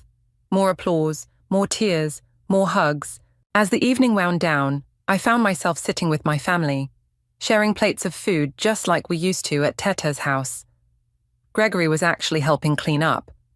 Dad was discussing expansion plans with Maria's husband, who owned a restaurant supply company. Mom and Layla were teaching the twins how to properly wrap stuffed grape leaves. "You did it, Habibi," Kendall said, sitting beside me. "You really did it." I watched my old family and new family blend together, sharing food and stories as the sun set over Silicon Valley. Success tasted like Za'atar and felt like home. "No," I corrected her, touching Teta's pendant one last time. "We did it, all of us." And somewhere I knew Teta was smiling. "Perfect weather for the festival," Kendall said, as we set up our featured vendor booth at the Bay Area Food Festival. The morning fog was just lifting, revealing the waterfront location where thousands would soon gather. "Almost too perfect," I agreed, arranging Teta's platters on our display. The festival organizers had given us prime positioning, complete with a demonstration kitchen and seating area. "Need help with those?" Gregory appeared, wearing a Zesty Za'atar t-shirt that still made me do a double take. He'd been showing up regularly at the truck since the charity event, learning recipes between his financial analyst shifts. "You can start the marinade," I said, "just like I showed you." "Don't let him near the tomb," Layla called out, arriving with Mom. They carried baskets of fresh herbs from Mum's garden. She'd started growing them specifically for the truck. "Very funny," Gregory muttered, but he was smiling. "One batch of garlic sauce goes wrong." "Wrong is an understatement," Kendall laughed. "That sauce could have stripped paint." The festival grounds buzzed with activity as other vendors set up. Several waved to us. We'd become part of the local food community, sharing tips and supporting each other's businesses. "Look who's here," Mom pointed. Maria and her twins approached, wearing matching aprons. "Ready to help," the girls chorused. They'd become regular fixtures at the truck, learning to cook alongside their mother. "Perfect timing," I said. "We need our best grape leaf rollers." Dad arrived last, carrying a surprise, Tita's old wooden rolling pin. "Found this in the attic," he said. "Thought you might want it for the demonstration." I ran my fingers over the worn wood, feeling the grooves from years of use. "It's perfect." The festival opened, and crowds poured in. Our line quickly became the longest, thanks partly to the charity event publicity. The news crew's feature had gone viral, drawing foodies from across the state. "Is it true?" a woman asked as I served her shawarma. Did you really leave tech to start this? Best decision I ever made, I said, catching Gregory's eye as he expertly plated hummus.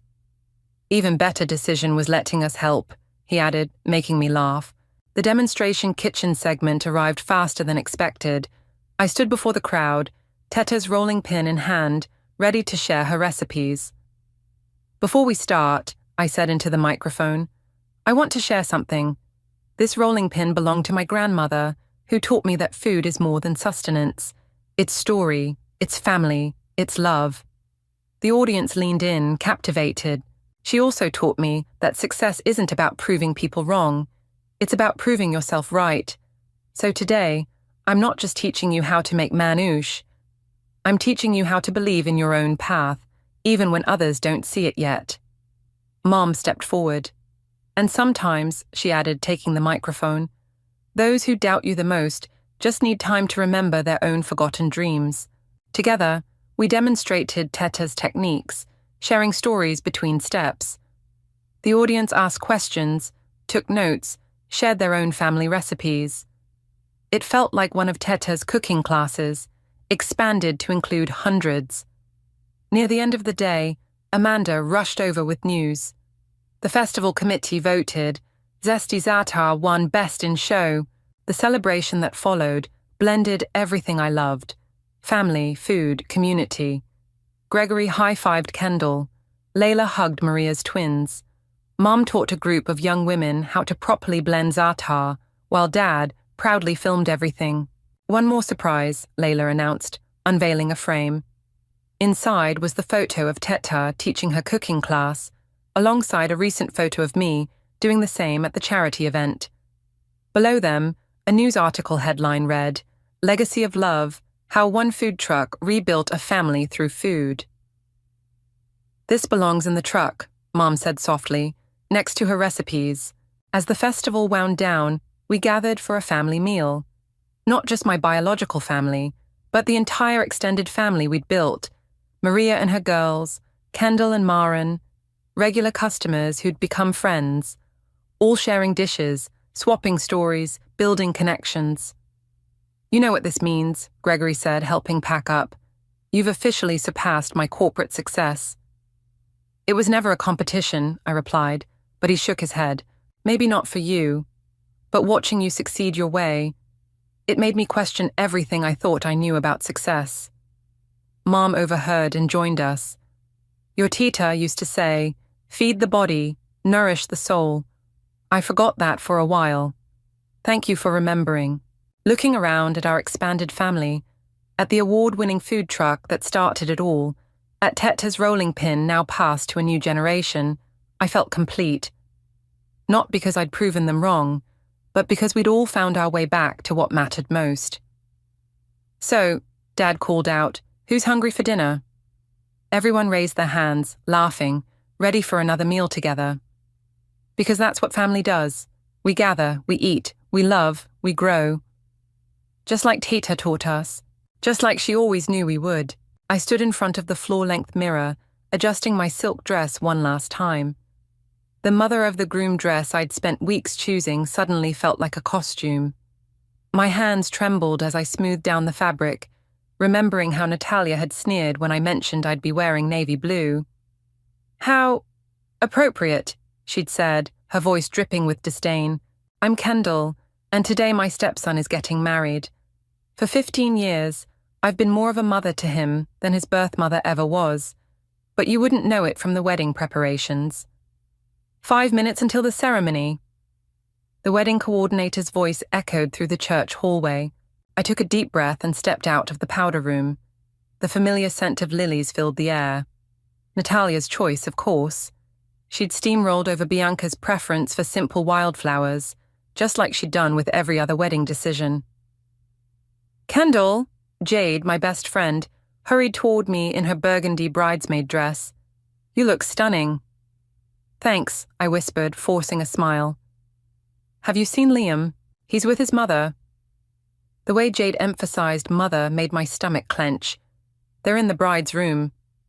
Of course they were. I'd learned to expect these little exclusions over the years, but today they stung more than usual. I made my way to the ceremony, taking my assigned seat in the second row. Shane, my husband, squeezed my hand as I sat down. "You okay?" he murmured. Before I could answer, the music started. Bianca looked radiant walking down the aisle, but my eyes were fixed on Liam, my boy, the same kid who'd crawl into my bed during thunderstorms, who'd helped me in my first restaurant's kitchen, who'd called me Mom until Natalia put a stop to it. The ceremony was beautiful, despite Natalia's theatrical sniffling from the front row. Everything went perfectly until the reception. I should have known something was wrong when Liam avoided my gaze during the family photos. When the photographer called for mother and son shots, Natalia practically sprinted forward, shooting me a triumphant look. "Actually," I said, stepping forward, "maybe we could do one with both." "Mom's fine," Liam cut in, his voice sharp. "Just Mom." The silence that followed was deafening. I felt every eye in the room on me as I stepped back, my cheeks burning. But that was just the beginning. During the reception, I watched Liam approach the microphone for his speech. My heart swelled with pride, remembering the nervous teenager who'd once been terrified of public speaking. "I want to thank everyone for being here today," he began, his voice strong and clear. "Especially my mother, who's always been there for me, who's shaped me into the man I am today." I smiled, touched until I realized he was looking directly at Natalia. "And I need to address something," he continued. "There's been some confusion over the years, but I want to make it clear. I have one mother, and that's Natalia Peters. Kendall might be married to my father, but she's not my mother. She never was, and she never will be." The champagne glass nearly slipped from my fingers. Across the room, Natalia was beaming, tears streaming down her face. Shane's hand found mine under the table, but I pulled away. "I'm sorry if that hurts anyone's feelings," Liam added, not sounding sorry at all. "But it's time to set the record straight." Jade reached for me, but I was already standing. The room spun as I made my way to the exit, past the whispers and stares. Behind me, I heard Bianca calling Liam's name in a shocked tone, but I couldn't stop. In the hallway, I ran into Helen, Shane's sister. She caught my arm as I stumbled past. "Kendall, wait," she said, her eyes fierce. "There's something you need to know." "Not now, Helen," I choked out. "Yes, now." Her grip tightened. "You think you know this family. You don't know anything. But I do. I know why Natalia's always been so threatened by you. Why she's poisoned Liam against you all these years." I tried to pull away, but her next words froze me in place. What would precious Natalia do if everyone knew the truth about Liam's real father? The world stopped spinning. I stared at Helen, my heart pounding in my ears. "What are you talking about?" Helen's smile was sharp as broken glass. "Meet me tomorrow. I'll tell you everything." I watched her walk away, my mind racing. Behind me, the reception continued, music and laughter spilling into the hallway. 15 years of love and sacrifice, thrown back in my face. But now, for the first time, I had a chance to fight back. The question was, how far was I willing to go? The morning after the wedding, I sat across from Helen at my empty restaurant, watching her stir her third spoonful of sugar into her coffee. The place wouldn't open for hours, but I couldn't risk being overheard. "You're probably wondering why I never said anything before," Helen said, tapping her spoon against the rim of her cup. "I'm wondering if you're just trying to stir up trouble," I replied. "You haven't exactly been a stable presence in this family." Helen laughed, but there was no humor in it. "That's what they want everyone to think, isn't it? Crazy, Helen. The family embarrassment. Did Shane ever tell you why I stopped coming to family events?" I shook my head. Shane rarely talked about his sister. "It was right after Liam was born. I caught Natalia with..." She paused, taking a sip of coffee.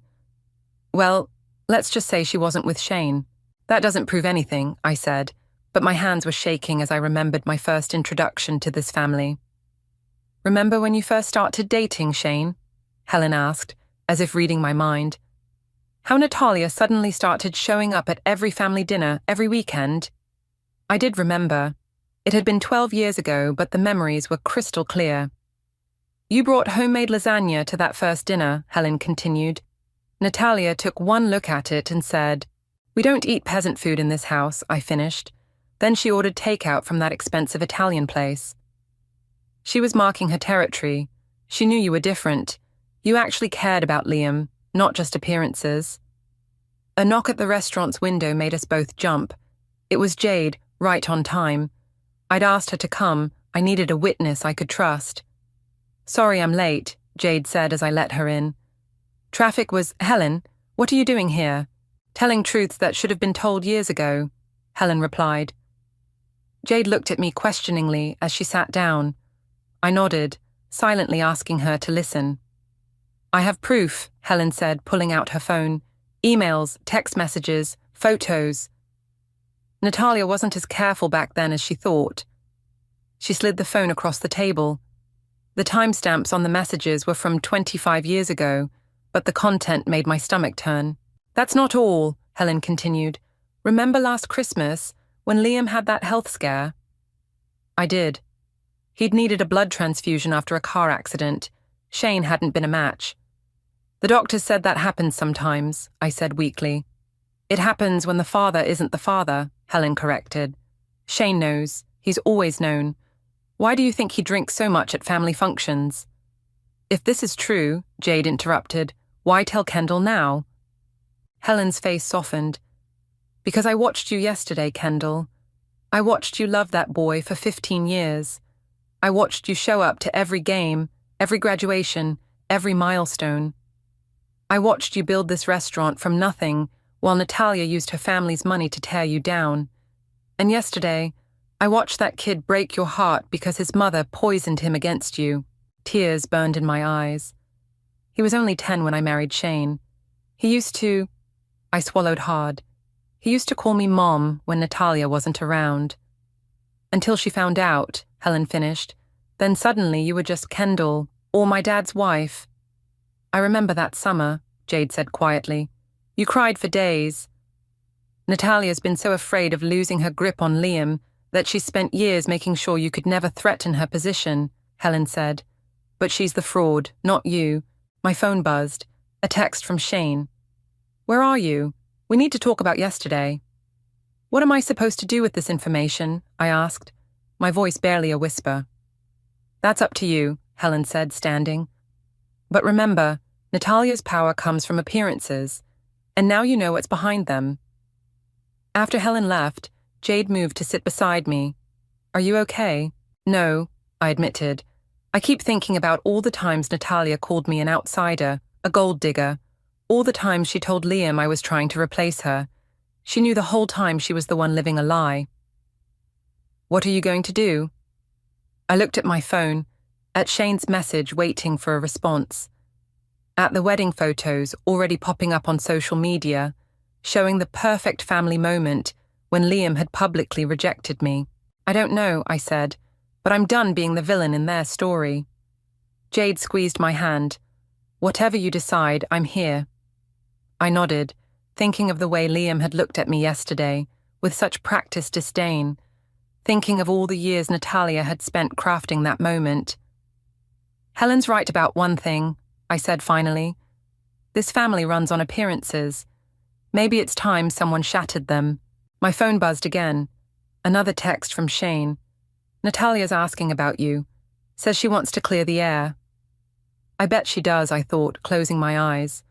After all these years of playing by their rules, maybe it was time to write my own. I sat in my car outside Natalia's sprawling mansion. Helen's phone clutched in my hand. She'd given it to me before leaving the restaurant, saying I might need the evidence. Now, watching Natalia's silhouette move behind gauzy curtains, I felt my resolve strengthen. The front door opened before I could knock. Natalia stood there in a cream-colored cashmere sweater, perfect makeup hiding any signs of yesterday's celebrations. "Kendall," she said, her voice honey-sweet, "I'm so glad you came." I followed her into the living room, where Shane sat nursing what looked like scotch, at 2 p.m. "Darling," he said, standing awkwardly, "we've been worried." "Have you?" I kept my voice neutral. "That's interesting." Natalia perched on the edge of her designer sofa. About yesterday. I know Liam's speech must have hurt you, but you have to understand. Oh, I understand plenty, I cut in. In fact, I had a fascinating conversation with Helen this morning. The glass in Shane's hand trembled slightly. Natalia's smile froze. Helen, she said. I wasn't aware she was in town. She never left. She's been watching this family's performance for years. I pulled out Helen's phone. She kept excellent records. Shane set his glass down hard enough to slosh liquid over the rim. Whatever Helen told you, is it true? I turned to face my husband. Did you know? All this time, did you know Liam wasn't yours? The silence that followed was deafening. Natalia's face had gone chalk white. Those are dangerous accusations, she finally said, but her voice shook. Answer me, Shane. He wouldn't meet my eyes. It was complicated. Complicated? I laughed, the sound harsh even to my own ears. Was it complicated when you watched me try to be a mother to your son for 15 years? Was it complicated when you let Natalia tear me down again and again, knowing she was living a lie? You don't understand, Natalia started. Show me the messages, or I'll show them to everyone else. I held up Helen's phone. Your choice. Natalia's composure cracked. Fine. Yes, okay. Michael was... We were in love, but he was married, and my family would have cut me off if they knew. Shane agreed to help. For a price, I guessed, looking at my husband. What did they offer you? Money? Status? Shane took another drink. Her father got me the partnership at the firm. The pieces clicked into place. The country club membership, the sudden promotion, the way Shane had always deferred to Natalia's family. Does Liam know? Of course not, Natalia snapped, and he never will. It would destroy him. Like you destroyed me yesterday. I stood up. Like you've been destroying me for years. That was different, she protested. I had to protect my relationship with my son, by making him hate me, by turning every act of love I showed him into something sinister. Please, Shane said, finally finding his voice. Think about what this would do to Liam, to the family. Family? I turned on him. You mean the family that stood by while your son humiliated me at his wedding? The family that's been living a lie for 25 years? What do you want? Natalia asked, her voice small. I pulled out my phone and played the recording of our entire conversation. Natalia's face went from white to grey. You recorded us. I learned from the best, I said. You taught me all about protecting myself, remember? Name your price, she whispered. I don't want your money. I walked to the door, then turned back. I want you to remember this moment. Remember that I know. Remember that every time you try to hurt me or push me out, I have the power to bring everything crashing down. You wouldn't, Shane said. Think about Liam. I have thought about Liam. For 15 years, he's all I've thought about. I met Natalia's eyes. The question is, have you? Have you thought about what your lies have done to him? Or were you too busy protecting your own image? I left them there. Natalia collapsed on her sofa, Shane standing helplessly beside her. In my car, my hands shook as I called Jade. How did it go? She asked. It's true, all of it. I started the engine. They admitted everything. Are you going to tell Liam? I thought about his face at the wedding, the carefully crafted disdain. Thought about all the years of manipulation that had created that moment. I don't know yet, I said honestly, but I'm done being their victim. As I drove away from Natalia's perfect house, with its perfect facade, hiding decades of lies, I felt something I hadn't felt in years. Power. The question was, what would I do with it? Shane was waiting in our kitchen when I got home, a half-empty bottle of scotch on the counter. His tie was loose, his hair disheveled, a far cry from the polished lawyer everyone else saw. We need to talk, he said. Now you want to talk? I grabbed a wine glass from the cabinet. 15 years of watching me try to be a mother to your son. Sorry, Natalia's son, and now you want to talk. I know I should have told you. Should have? The wine bottle clinked hard against the glass. You watched me build a relationship with Liam. You watched Natalia systematically destroy it. And you said nothing. It wasn't that simple. Stop saying that. The glass slammed down on the counter. It was exactly that simple. You chose money and status over honesty, over me. Shane ran his hands through his hair. What do you want me to say? That I was a coward? Fine, I was a coward. I still am. At least you're finally being honest. Kendall, please. He reached for me, but I stepped back.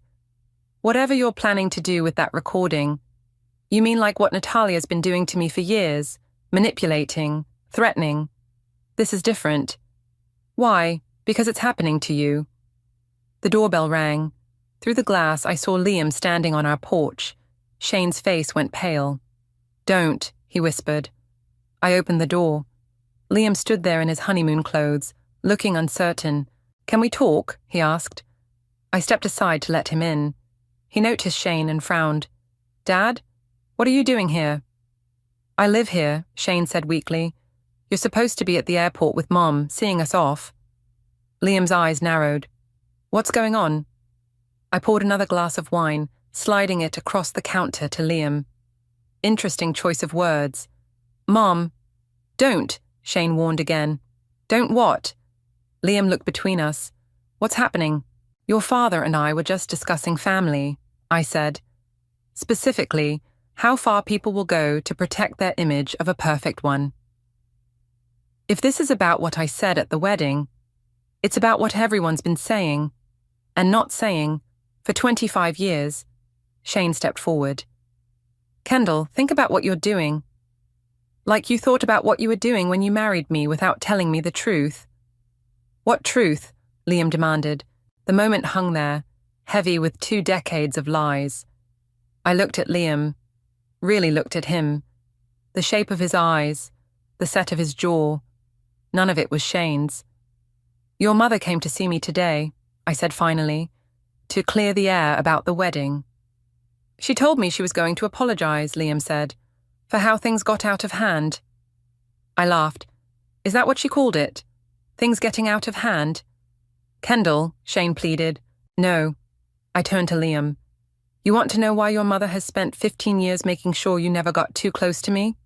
Why she's been so desperate to maintain control? Stop, Shane said, but his voice was weak. Because she's been protecting her biggest lie. I pulled out my phone. Want to hear it? Don't do this, Shane whispered. Liam's face had gone still. Play it. I pressed play. Natalia's voice filled the kitchen, confessing everything. Shane's face crumpled as his own voice joined in, admitting to the decades-long deception. When it finished, Liam didn't move, didn't speak, just stared at his glass of wine.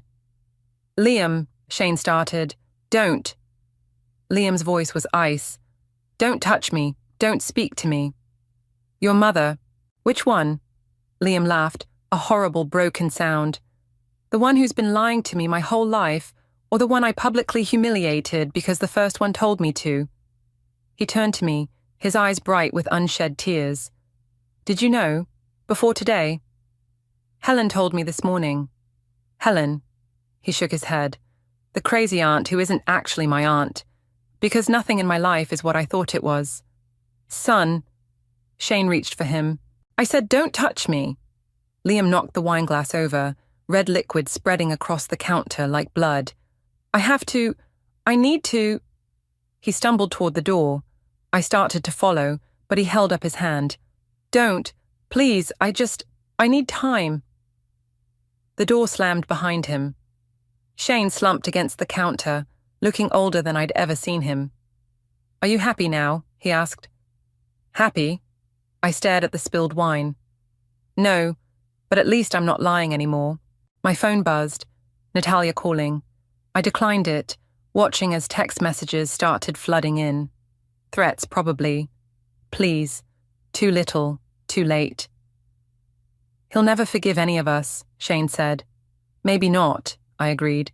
But at least now he can make that choice based on the truth. I left Shane in the kitchen with his scotch and guilt, heading upstairs to pack a bag. I couldn't stay here tonight. watching the family I thought I had dissolve in a pool of decades-old lies. The truth was out. Now we all had to live with the consequences. 3 days after the revelation, I was wiping down tables at my restaurant when Bianca walked in. She looked exhausted, still in her honeymoon clothes.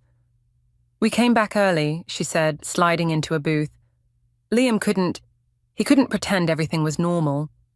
I poured her a cup of coffee. "How is he?" "Destroyed." She wrapped her hands around the mug.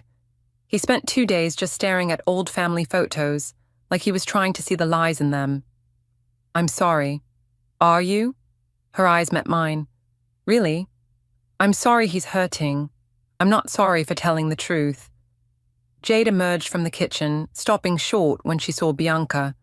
"Oh, I'll come back." "Stay," Bianca said. "I actually wanted to talk to both of you." Jade sat beside me, her hand finding mine under the table. "Natalia showed up at our hotel this morning," Bianca continued. "She was different, broken. She told Liam everything." "Everything?" "About Michael, his real father, about the arrangement with Shane, about how she's been—" Bianca paused, choosing her words carefully. "Manipulating things. With you." My throat tightened. "Did she tell him why?" "She said she was terrified of losing him, that watching you become his mother figure made her crazy with jealousy." Bianca took a sip of coffee. "She admitted to poisoning him against you. Said she'd been doing it since you married Shane." "I knew that part," I said quietly. "But did you know Liam used to cry himself to sleep after she told him he couldn't call you Mom anymore? That she threatened to send him to boarding school if he got too close to you?" The pain was fresh again, sharp as broken glass. "No. He told me everything last night. How much he loved you, how confused he was when his mother kept telling him you were trying to steal him away." Bianca's voice cracked. "He said the wedding speech was her idea. She told him it would prove his loyalty once and for all." "Jesus," Jade whispered. "Where is he now?" I asked. "At Helen's, actually. She's been helpful, filling in the blanks." My phone buzzed. Another text from Shane. I'd been staying at Jade's, ignoring his messages. "He's been calling Liam too," Bianca said, noticing. "Liam won't answer. Can you blame him?" "No." She straightened up. "But that's not why I'm here. The wedding reception, the real one, is tomorrow night." I blinked. "What?" "The country club event. The one Natalia planned for all their society friends who couldn't make it to the actual wedding." Her smile was bitter. "She's been reminding everyone about it all year." "Surely she's cancelling it." "She can't. Too many important people coming. Family reputation to maintain." Bianca's voice dripped sarcasm. "But Liam wants you there." "Me? Why?" "Because he's giving a speech, a real one this time." She stood up, dropping a business card on the table. "That's the address, 7 o'clock. "Bianca," I called as she reached the door. "Why are you doing this?" She turned back. "Because I love him, and because I've spent the last 3 days watching him realize his whole life was built on lies, except for you. You were the only real thing in it." After she left, Jade picked up the business card. "Are you going?" "I don't know." I stared at my phone, at Shane's unanswered messages. "Should I?" "What does your heart say?" "My heart?" I laughed humorlessly. "My heart is still trying to process everything." "Then process this," Jade said firmly. "That boy is drowning in lies and betrayal. He needs something real to hold on to." "I'm the one who blew his world apart." "No, honey. You're the one who finally let the truth in." My phone buzzed again, Natalia this time. The text was short. "Please come tomorrow. Let him say what he needs to say." "It could be another trap," I said. "Could be," Jade agreed, "but it could also be a chance for healing." I thought about Liam as a child, crawling into my bed during storms, about teaching him to cook in this very kitchen, about all the love I'd given freely, never expecting anything in return. "If I go," I said slowly, "will you come with me?" "Try and stop me." Jade squeezed my hand. "Besides, someone needs to keep you from dumping wine on Natalia's designer dress." "That was one time. The Christmas party of 2019, I remember it well. We laughed, and for a moment, the weight lifted. Then my phone buzzed one more time. A text from Liam himself, the first since that night in my kitchen. I understand if you don't come tomorrow, but I hope you do. I have things I need to say. Things I should have said years ago. I showed Jade the message. Well, she said, looks like we need to find you something to wear. I nodded, my heart racing. Tomorrow night I'd walk back into the lion's den. But this time, I wouldn't be walking in blind. This time, I had the truth on my side. The country club ballroom sparkled with crystal chandeliers and old money. Jade and I stood at the entrance, my heart pounding beneath my emerald silk dress. You can still back out, Jade whispered. No, I said, watching Natalia flit between guests in a designer gown. I can't. We made our way inside. The whispers started immediately. The society wives who'd witnessed my humiliation at the wedding couldn't believe I'd shown my face again. Kendall. Helen appeared beside me, champagne in hand. You came. Is Liam here? Getting ready in the library. He's... She paused. Different. Stronger, maybe. Shane materialized from the crowd, stopping short when he saw me. He looked haggard, his usual polish dulled by days of guilt and scotch. You look beautiful, he said quietly. Don't, I warned. Kendall, please, we need to... Ladies and gentlemen, the event coordinator's voice cut through the tension. Please take your seats for dinner. I ended up at a table with Jade and Helen, as far from Shane as possible. Natalia sat at the head table, her perfect mask showing cracks around the edges. Bianca sat beside her, back straight, eyes forward. Where's Liam? Someone whispered loudly. As if on cue, he appeared at the microphone. The room fell silent. I know you're all expecting another wedding speech, he began, his voice steady. But this isn't that kind of night. Natalia's champagne glass froze halfway to her lips. 3 days ago, I learned that my entire life was built on lies. His words cut through the room like a knife. I learned that the man I called father isn't my biological father, that my mother orchestrated a decades-long deception to maintain her social standing. Gasps rippled through the crowd. Shane stared at his plate. Natalia's face had gone white. But that's not the worst part, Liam continued. The worst part is what those lies made me do, what they made me become. His eyes found mine across the room. Kendall, he said, and my heart stopped. When I was 10 years old, you came into my life. You taught me to cook. You helped me with my science projects. You showed up to every game, every performance, every moment that mattered. Tears pricked at my eyes. And I repaid that love with cruelty, his voice cracked, because my mother, my biological mother, convinced me that your love was a threat, that I had to choose between you and her. Natalia stood up, swaying slightly. Liam, please. No, Mom, you don't get to stop this, not anymore. He turned back to me. At my wedding, I said things that can never be unsaid. I hurt you in ways I can never fully repair. And I did it because I was too weak, too afraid to stand up to the lies I'd been fed my whole life. The room was dead silent now, every eye either on Liam or me. I don't expect forgiveness, he continued.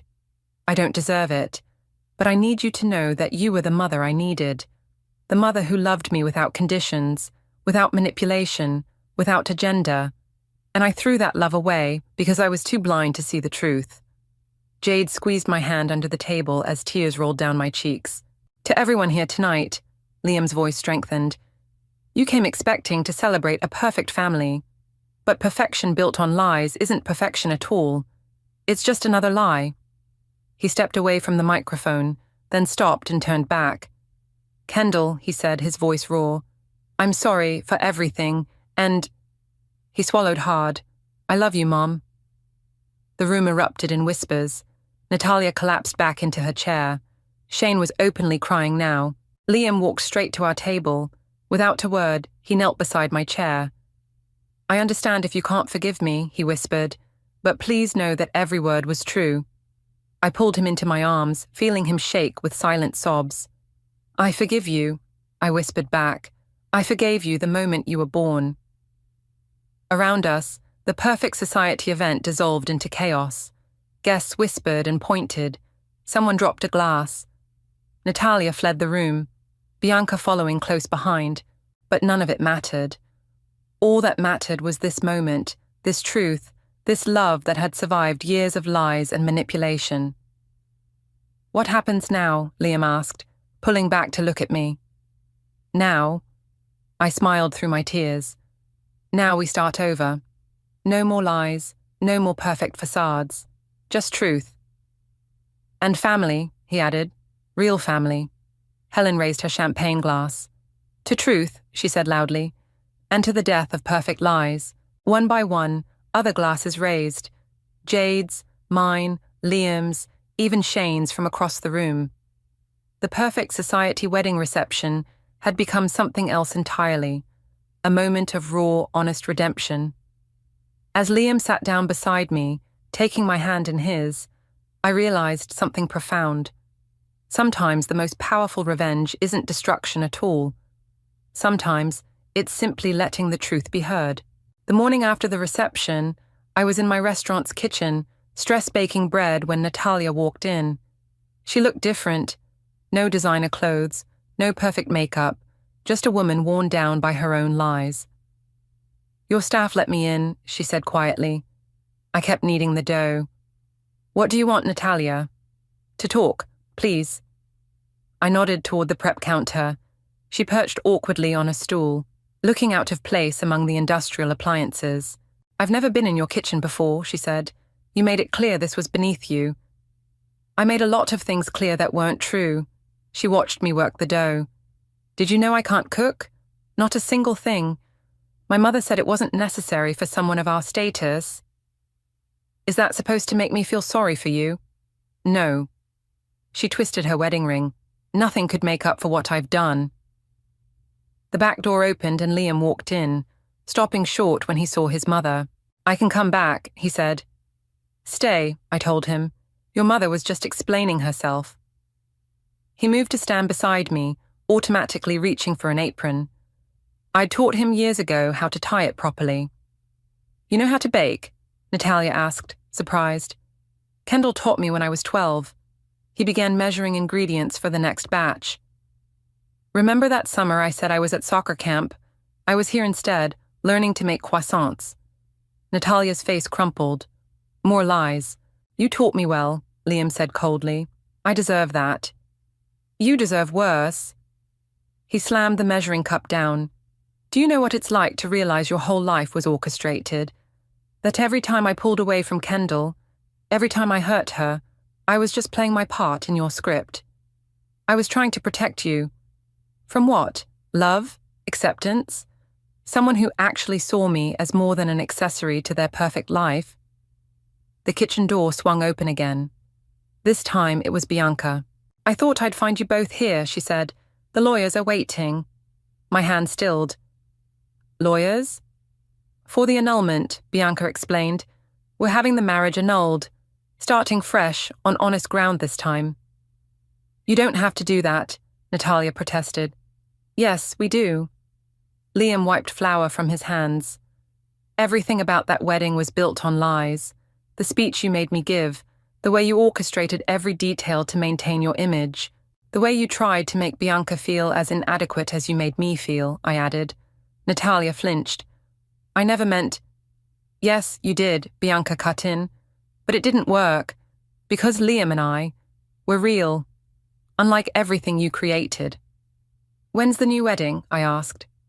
3 months, Liam said. Small ceremony. No society pages, no country club. Just family. Real family. He looked at me meaningfully. My heart swelled. And me? Natalia's voice was small. Will I be invited? That depends, Liam said. Are you ready to be real? To stop manipulating and controlling? To accept that Kendall is as much my mother as you are, maybe more? Tears spilled down Natalia's cheeks. I don't know how to be real anymore. Then learn, Bianca said firmly. Get therapy. Deal with whatever made you need control so badly that you destroyed everyone around you. Starting with telling Michael the truth, Liam added. My real father deserves to know. Natalia nodded slowly. He's in Seattle now. I found him last night. Good. Liam turned back to the bread dough. That's a start. The lawyers are waiting, Bianca reminded him gently. He looked at me. Will you come with us? Of course. Natalia stood, smoothing her wrinkled clothes. I should go. Mom, Liam called as she reached the door. She turned, hope flickering across her face. When you're ready, really ready, to be honest, to be real, call me. She nodded, tears falling freely now, and left. Are you okay? I asked Liam. He looked at the half-kneaded dough, at Bianca, at me. No, but I will be. We all will be. The bread can wait, I said, untying my apron. Actually, Bianca smiled. Could you teach me? After the lawyers, I mean. Liam talks about your baking lessons like they were magic. They were, Liam said softly. They still are. I hugged them both, flour dust and all. Then we'll make magic together. A fresh start, with honest ingredients. As we headed to meet the lawyers, I thought about how revenge had transformed into something else entirely. Not the destruction of a perfect facade, but the building of something real in its place. Something made of truth and love, and maybe even a little bit of magic. Just like my bread. The autumn breeze carried the scent of fresh bread through my restaurant's open windows as I arranged flowers on the tables. Simple wildflowers. Bianca's choice this time, not Natalia's. Need help? Shane stood in the doorway, looking uncertain. You can start with the centerpieces. I handed him a vase. Just don't expect me to forget everything because you're helping with wedding preparations. I wouldn't dream of it. He placed the flowers carefully. The divorce papers came through yesterday. I know, Helen told me. Are you happy? I paused, considering. I'm free. That's better than happy. The kitchen door swung open and Liam emerged, flour dusting his chef's whites. The bread's done. Bianca's finishing the last batch of pastries. You taught her well, Shane said. Kendall taught us both well, Liam corrected. The door chimed and Natalia walked in, looking different than she had 3 months ago. Simpler, more human. The therapist said I should come, she said. If that's okay. I nodded. There's bread that needs slicing in the kitchen. She hesitated, then rolled up her sleeves and disappeared through the swinging door. That's new, Shane commented. She's trying, Liam said. Actually trying, not just performing. Helen burst in, arms full of fairy lights. The garden's ready. Jade's supervising the setup. A garden wedding, Shane mused. Not exactly the society pages. That's the point, Liam said. Real, not perfect. I watched through the kitchen window as Natalia awkwardly sliced bread, Bianca gently correcting her technique. No designer clothes, no perfect makeup, just 2 women finding their way to something authentic. I should check on them, Liam said, heading back to the kitchen. He's happy, Shane observed. Really happy, not just playing the part. Because he's finally free to be himself. Thanks to you. No, I corrected. Thanks to truth. The afternoon flowed into evening. Guests arrived, not society figures this time, but real friends, real family. The garden glowed with fairy lights as Liam and Bianca exchanged honest vows under a canopy of stars. During the reception, held in my restaurant, Natalia approached my table. The bread is perfect, she said. I never knew. I never let myself know how much work goes into creating something real. It's never too late to learn, she nodded. Michael, Liam's father, he's coming next week. To meet him properly. How do you feel about that? Terrified, relieved, like maybe I can finally stop pretending. The music changed, and Liam appeared beside us. Mom, he said, looking at me. Dance with me? As we swayed under the fairy lights, I saw Shane and Helen talking quietly in a corner. Natalia teaching Bianca's young cousin how to properly hold a bread knife, Jade directing the catering staff with her usual efficiency. Thank you, Liam said suddenly. For what? For not giving up on me. For showing me what real love looks like. He smiled. For teaching me that perfect isn't the same as true. Speaking of true, I nodded toward the door where a tall man had just walked in, looking nervous. I think that's Michael. Liam tensed, then relaxed. Would you come with me? To meet him? Are you sure? Natalia is learning to share. He squeezed my hand. I have room in my heart for all my parents, the ones who gave me life, and the one who taught me how to live it. We walked together toward Michael, toward truth, toward whatever came next. Behind us, the fairy lights twinkled, the bread filled the air with warmth, and love, real love, filled every corner of the room. Ready? I asked. Liam took a deep breath. Ready. As we approached Michael, I realized something profound. Revenge hadn't destroyed this family. It had transformed it. Like bread dough under gentle hands, it had been kneaded and shaped into something new, something real. Not perfect, not flawless, but true. And in the end, that was better than any revenge could ever be. Hi, Liam said to Michael. I'm your son. Michael's eyes filled with tears. I know, he said. I've always known. I started to step away, but Liam held on to my hand. And this, he said proudly, is my mum. Around us, the wedding celebration continued, not a performance this time, but a genuine celebration of love in all its imperfect, beautiful forms. The revenge I'd sought had given way to something far more powerful, the truth that had set us all free. The day my breakthrough discovery coincided with my divorce papers being finalized, I knew the universe had a twisted sense of humor. I stared at the petri dish under the microscope, my hands trembling as I processed what I was seeing. After 3 years of research, countless sleepless nights, and one devastating betrayal, I'd finally done it. My name is Michaela, and I'm a microbiologist who just discovered a potential treatment for an aggressive form of lymphoma. But 2 years ago, I was just Ethan's wife, the woman who supposedly couldn't handle his entrepreneurial spirit and visionary mindset. Michaela, you need to see this! Matteo burst into my lab waving his tablet. The results from the second trial are even better than we expected. I looked up from my microscope, forcing myself to focus on the present. Show me. He slid the tablet across my desk, his excitement palpable. The cellular regeneration rate is unprecedented.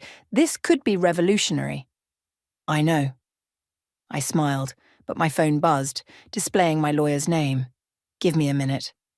Matteo nodded and stepped out. I answered the call, my heart racing. It's done, my lawyer said. The divorce is final. Ethan didn't contest any of the terms. Of course he didn't. He was too busy with Luna, his new girlfriend, and their shared vision for his company.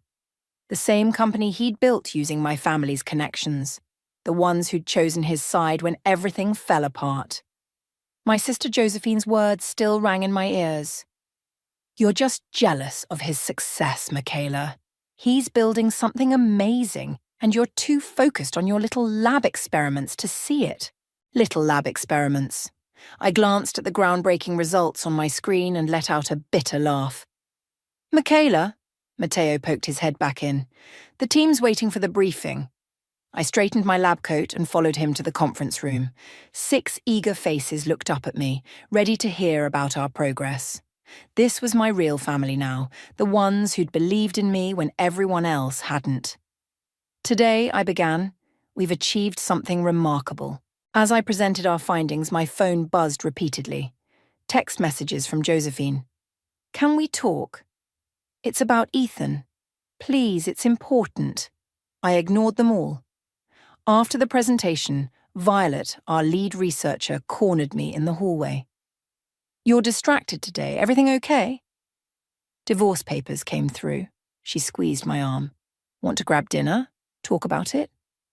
Actually, yes. I needed someone who understood. Someone who hadn't been charmed by Ethan's smooth talking and empty promises. At the small Italian restaurant around the corner, I finally let myself break down. You know what's funny? He always said my work was a waste of time, that I should focus on supporting his dreams instead. Violet poured more wine. Men like that can't stand when women outshine them. How's your family taking it? Still radio silent except for Josephine's texts today. Probably wants money. I stabbed at my pasta. They all bought into his lies. Mum even remortgaged her house to invest in his company. And now? Now I have a breakthrough that could change lives, and they're not here to see it. I took a deep breath. But maybe that's for the best. My phone buzzed again. This time it was an email from our department head. Urgent meeting tomorrow. Major pharmaceutical company interested in your research. Bring full documentation. Violet read the email over my shoulder and grinned. Now that's karma. It's more than that. I felt a smile tugging at my lips. It's validation. Later that night, alone in my apartment, I allowed myself to really feel it all. The triumph, the vindication, the lingering hurt. My laptop screen showed a news article about Ethan's company, promising revolutionary tech solutions. The comments section was full of investors asking questions about delayed products and missed deadlines. My phone buzzed one final time. A text from an unknown number. Michaela, it's Luna. We need to talk about Ethan, please. I deleted the message without responding and opened my research files instead. Tomorrow would be a big day, and I needed to be ready. Not for Ethan, not for my family, but for myself and the patients who could benefit from my work. As I reviewed my documentation, another email came through, this time from the pharmaceutical company itself. The numbers they were proposing made my head spin. More zeros than I'd ever seen. I thought about Ethan's face if he knew. About Josephine's dismissive words, about my mother's blind faith in the wrong person. But mostly I thought about the patients in our trials who were already showing improvement. That was the real victory. Not the revenge, not the money, but the lives we could save. I closed my laptop and smiled. Sometimes the best revenge isn't about getting even. It's about proving them wrong by succeeding beyond their wildest expectations. 2 years flew by in a blur of clinical trials, research papers, and increasingly promising results. I was in the middle of reviewing our latest data when Matteo rushed into my office, his face flushed with excitement. "Have you seen the news?" He thrust his phone at me. "Your ex-husband's company is under investigation for fraud." I took the phone, scanning the headline. Tech startup under SEC investigation. Investors allege misuse of funds. I'd be lying if I said I wasn't a little satisfied, I admitted, handing the phone back. A little? Matteo raised an eyebrow. The man nearly destroyed you, and now his house of cards is falling apart just as your treatment is about to hit the market. Before I could respond, Violet burst in. Emergency meeting in the conference room. The FDA just fast-tracked our approval process. The next hour was a whirlwind of congratulations and planning. Our treatment had shown such promising results that the FDA was pushing it through at record speed. As I stood at the head of the conference table, outlining our next steps, my phone wouldn't stop buzzing. Finally, during a break, I checked it. 15 missed calls from Josephine, 10 from my mother, and several from numbers I didn't recognize. "Your family finally remembering you exist?" Violet asked, noticing my frown. Funny how that works, isn't it? I silenced my phone. 2 years of silence, and now they can't stop calling. Back in my office, I listened to one of Josephine's voicemails. "Michaela, please, you have to help us. Mom's about to lose everything. Ethan, he..." "Just call me back, okay?" "You're not actually going to call her back, are you?" Matteo asked from the doorway. "I don't know." I rubbed my temples. "Part of me wants to ignore them like they ignored me, but you're not them," he finished. "That's why you're succeeding while they're failing." My computer pinged with a new email, another major hospital wanting to participate in our trials. The contrast between my rising success and Ethan's collapse wasn't lost on me. "Dr. Warner?" My assistant poked her head in. "There's someone here to see you. Says she's your sister." I exchanged looks with Matteo. "Send her in." Josephine looked nothing like the polished, confident woman who told me I was jealous and small-minded 2 years ago. Her designer clothes were wrinkled, her makeup smudged. 5 minutes, I said, gesturing to a chair. Michaela, She started, then burst into tears. Everything's falling apart. Ethan's company. It was all fake. The technology never worked. He used Mom's money, my money, everyone's money. And now you need my help? I kept my voice neutral. Your treatment, it's worth millions. The patents alone could save us. Mom's going to lose her house, and I had to pull my kids out of private school and... Stop. I held up my hand. Let me get this straight. You're here because you want me to use my success. The work you called a waste of time, to bail out Ethan. Not Ethan, she protested. Mom, me, the kids. Please, Michaela. Matteo cleared his throat. I'll give you two some privacy. After he left, I leaned back in my chair. Where was this concern for family when Ethan was spreading lies about me? When you all cut me out? I was wrong, Josephine whispered. We were all wrong. I'm so sorry. My phone buzzed again. Another hospital CEO wanting to discuss implementation. The irony wasn't lost on me. I need time to think, I said finally. This isn't just about money. There are patients counting on this treatment. I understand. Josephine stood, wiping her eyes. But please, just think about Mom. After she left, Violet found me staring out my office window. You okay? Did you know our treatment could help lymphoma patients increase their survival rate by 60%? I turned to face her. That's not just numbers.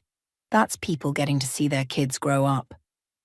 And now your family wants to use that to fix their mistakes. Exactly. I picked up a photo from my desk, me with my research team, all of us grinning after our first successful trial. They chose Ethan's empty promises over my real work. Now they want me to compromise that work to save them. My phone buzzed yet again. This time it was Ethan's number. Don't answer it, Violet warned. I won't. I declined the call. But I need to figure out what to do about all this. You don't owe them anything, she reminded me.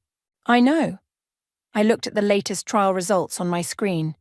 But this treatment isn't about revenge. It's about helping people. As if on cue, my assistant appeared again. Dr. Warner, the parents of one of our trial patients are here. They want to thank you personally. I stood up, straightening my lab coat. Send them in. This is what really matters. But as I prepared to meet them, Ethan's text flashed on my phone. We need to talk. Everything's not what it seems. Please. I turned my phone face down. Whatever drama Ethan and my family were involved in would have to wait. I had lives to save first. The next morning I arrived at work to find my mother sitting in my office. She looked older, more worn than I remembered, her usually perfect hair showing streaks of grey. How did you get in here? I asked, setting down my coffee. Your assistant. I told her I was your mother. She stood, wringing her hands. Michaela, we need to talk about what's happening. What's happening is I have a meeting in 20 minutes with the hospital board. I checked my watch. So, make it quick. Josephine told me she came to see you yesterday. She took a shaky breath. There's more you need to know. Ethan. He didn't just take our money. He took everything. Matteo appeared in the doorway, folders in hand, but stopped when he saw my mother. I waved him in.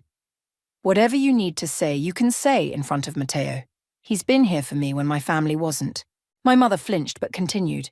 The FBI is investigating him. They're saying he ran a Ponzi scheme, that none of the technology ever existed. He used new investor money to pay old investors, and when that dried up...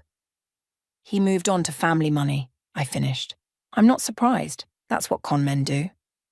Your father's pension, she whispered. Our savings, the house, even your cousin's college fund. We all believed in him. No, I corrected her. You all believed him over me. There's a difference. Matteo cleared his throat. Dr. Warner, the board is gathering early. I'll be right there. I turned back to my mother. I have to go. Please. She grabbed my arm. Just look at this first. She handed me a stack of papers. Bank statements, legal notices, foreclosure warnings. My stomach turned as I saw the numbers. Mom, I can't... Your treatment, she interrupted.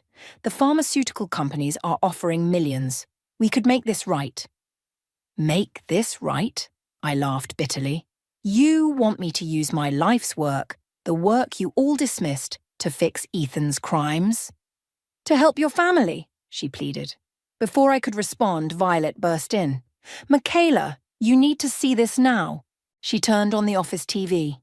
Ethan's face filled the screen, standing outside a courthouse. He looked haggard, his usual confident smile replaced by desperation. I maintain my innocence, he was saying to reporters. These allegations are false. Our technology works. We just need more time. Turn it off, I said quietly. My mother was crying now. He told us he had buyers lined up. Major companies ready to invest billions. Like the way he told everyone I was unstable, that I was sabotaging his work out of jealousy. I gathered my files for the board meeting. I have to go. Michaela, please. I'll think about it, I said, not looking at her. But right now I have actual work to do. The board meeting was a triumph. Our treatment success rates were unprecedented, and the pharmaceutical company was increasing their offer. As I presented the latest data, I could feel my future solidifying. Speaking engagements, research grants, worldwide implementation. Afterward, Matteo found me in the lab. Your mother's still here. Of course she is. I adjusted my microscope. Did she tell you how she took Ethan's side during the divorce? How she told me I was being childish and jealous? She mentioned it. He sat beside me. She also showed me the foreclosure notice. It's bad, Michaela. I know. I pushed away from the microscope. But this treatment, it's not just about money. We're saving lives. And you can keep saving lives while helping your family, he said gently. The two aren't mutually exclusive. My phone buzzed. A text from Luna. They're freezing all his assets. Even my apartment, please talk to him. It's spreading, I muttered. Like a virus. Violet appeared with more news. Ethan's business partner just turned state's evidence. It's all over the financial news. I pulled up the article on my computer. The scope of Ethan's fraud was staggering. Hundreds of millions in investor money, all built on lies and false promises. Your name isn't mentioned anywhere, Violet noted. Small mercies, I closed the browser, but my family's will be soon enough. My mother appeared in the doorway again, looking smaller than ever. The FBI wants to interview me tomorrow. They're saying we might be held liable, that we should have known. I stood up, suddenly tired. Go home, Mom. I'll come by tonight. We'll talk about options. After she left, Violet touched my arm. You're not responsible for fixing this. No, I agreed, but I might be responsible for what happens next. My phone lit up with another text, this time from Josephine. Mom told me you'll help. Thank you. I know we don't deserve it. I didn't respond. Instead, I looked at the latest patient photos on my wall. People smiling, living, surviving because of our work. Whatever I decided, I couldn't let Ethan's lies taint that truth. Schedule a meeting with the lawyers, I told Violet. If we're going to do this, we're doing it my way. You want to do what? Matteo stared at me across the conference room table, his coffee forgotten. Set up a separate foundation, I repeated, spreading out the draft documents our lawyers had prepared. The pharmaceutical deal money goes into research and patient assistance. A portion gets allocated to help fraud victims, including my family, but not exclusively. Violet leaned forward. You're turning your revenge into a rescue mission? More like turning poison into medicine. I smiled grimly. Isn't that what we do anyway? Before anyone could respond, my assistant interrupted. Dr. Warner, Ethan's here. The room fell silent. I hadn't seen him in person since the divorce. Should we call security? Matteo asked, half rising. No, I stood up. I need to handle this. Ethan waited in my office, looking expensive even in distress. His suit was perfectly tailored, but his eyes were haunted. You look well, Michaela, he said softly. Success suits you. What do you want, Ethan? He ran a hand through his hair, a gesture I once found endearing. I need your help, but not the way you think. The way I think is that you're facing federal charges and trying to drag my family down with you. It's more complicated than that. He pulled out his phone, showing me an email. There are people, powerful investors, They're willing to make this all go away if we can show them working technology. I laughed. And you want what? To pretend my treatment is part of your company's portfolio? Think about it. He leaned forward. Your research, my connections, we could help everyone. Your family, my investors, the patients. Stop. I held up my hand. Just stop. You haven't changed at all, have you? Still trying to use other people's work to cover your lies. I made mistakes, he admitted. But people will lose everything. Your mother, Josephine, even Luna. Don't. My voice sharpened. Don't pretend you care about them. You used them, just like you used me. A knock at the door revealed Violet. Everything okay in here? Fine. I didn't take my eyes off Ethan. He was just leaving. Michaela, please, his voice cracked. I know I hurt you, but this is bigger than us. You're right about that. I walked to my office door and opened it, which is why I'm handling it my way. After he left, I called an emergency meeting with my team and the lawyers. The conference room filled quickly, everyone sensing the importance. Here's what we're going to do, I announced, distributing folders. The foundation will operate independently from the pharmaceutical deal. Complete transparency, ethical oversight, no room for manipulation. What about your family? Matteo asked. They'll have to apply like anyone else affected by the fraud. No special treatment. The lawyers nodded approvingly. One spoke up. This protects you and your research while still providing aid. It's elegant. It's fair, I corrected. Something Ethan never understood. My phone buzzed. Josephine again. Just saw Ethan leaving your building. What did he want? I ignored it and focused on the meeting. We spent hours hammering out details, ensuring everything was airtight. By evening, we had a solid plan. You're doing the right thing, Violet said as we packed up, even if it's not the easy thing. Nothing about this has been easy. I gathered my papers, but I won't let Ethan turn my work into another one of his schemes. At home that night, I finally called Josephine back. Ethan tried to convince me to help him fake technology for his investors, I told her. Oh God, she sounded sick. And I'm setting up a foundation instead. You'll get information about applying for assistance soon. Applying? Her voice rose. Michaela, we're family. Exactly. Which is why you'll understand that I have to do this right. After hanging up, I opened my laptop to find an email from Luna. Whatever Ethan told you today, please know some of us were victims too. I never knew. I closed the email without responding. My screen showed a news alert. FBI expands investigation into tech startup fraud. Multiple conspirators suspected. My phone rang. My mother this time. I heard about your foundation idea, she said quietly. It's good, Michaela. It's what you always were, someone who helps people. Even when those people hurt me, I asked. Especially then, she paused. I'm sorry we didn't see it sooner. I looked at the patient photos on my wall, then at the foundation documents on my desk. Mom, I need you to understand something. This isn't forgiveness. This is justice for everyone involved. I understand. Her voice was small. Thank you for not abandoning us completely. After we hung up, I texted Matteo. Meeting tomorrow at 8.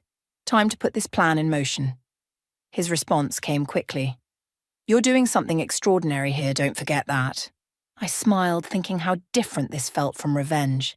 This was something better, something healing.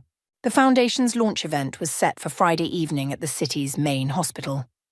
I stood at the podium adjusting my notes when I spotted Ethan slipping into the back of the auditorium. He's got some nerve, Matteo muttered beside me. Let him stay, I said. He should see this. The room filled quickly. Medical professionals, investors, media, and victims of Ethan's fraud. My mother and Josephine sat in the middle, looking uncomfortable in their dated business attire. Luna hovered near the exit, her designer clothes a stark contrast to her anxious expression. Ready? Violet squeezed my arm. I nodded and stepped up to the microphone. Good evening. I'm Dr. Michaela Warner, and today we're announcing something unprecedented in medical research. As I outlined the Foundation's dual mission, advancing treatment accessibility while providing restitution to fraud victims, I watched Ethan's face. His expression shifted from hope to confusion to something like fear. Every dollar of fraud victims' money that went into false promises, I continued, will be matched by our foundation for real medical advancement. We're turning empty words into actual healing. The audience stirred. I saw my mother wipe her eyes. Applications for assistance open next week, I explained. Every claim will be evaluated fairly regardless of personal connections or past relationships. Ethan stood up, moving toward the podium. Security tensed, but I held up my hand. "Dr. Warner," he called out, his voice carrying across the room. "May I ask a question?" The audience turned to stare at him. Some recognized him from the news coverage. "Of course," I said calmly. "Transparency is one of our core values." "This foundation," he said, "it's using the pharmaceutical company's payment for your treatment, isn't it? Money that could have gone to you personally?" "Yes." I met his gaze. "Because unlike some people, I believe success comes with responsibility." A reporter raised her hand. "Dr. Warner, is it true that the man asking questions is your ex-husband currently under federal investigation?" "Yes," I answered. "And his question highlights exactly why this foundation is necessary. While some people built empires on lies, we're building something real on truth." Ethan's face reddened. "Michaela, please. We need to talk privately." "No, we don't." I gestured to the presentation screen behind me, showing patient recovery statistics. "These numbers are what matter. Real results, real hope." He took another step forward. "You're doing this to punish me." "Actually," Violet stood up, "she's doing this to help people, including those you hurt. Now please sit down or leave." The room buzzed with whispers. I saw phones recording everything. "The Foundation's first initiative," I continued, ignoring Ethan, "will fund treatment for 50 lymphoma patients who couldn't otherwise afford it. Their lives matter more than any revenge." Applause broke out. Ethan slumped in his seat, finally silent. After the presentation, during the reception, my mother approached me.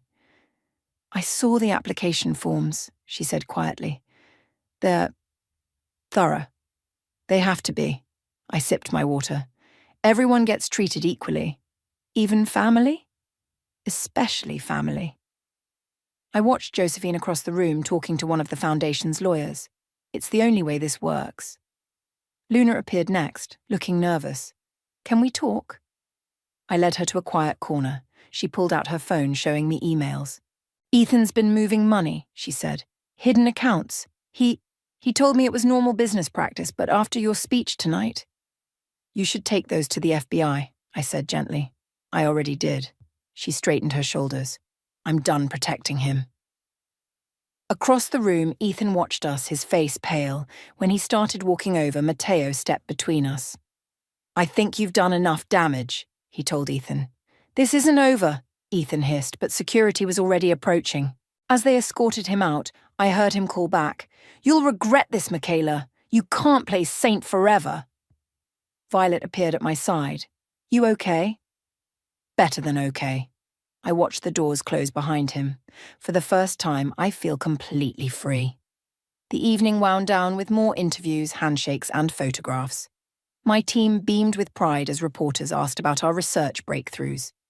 Finally, as the last guests left, Josephine lingered. "I'll help," she said suddenly. "With the Foundation. Processing applications, whatever you need. I want to make things right." I studied her face, seeing genuine remorse. "There's a lot of work to do."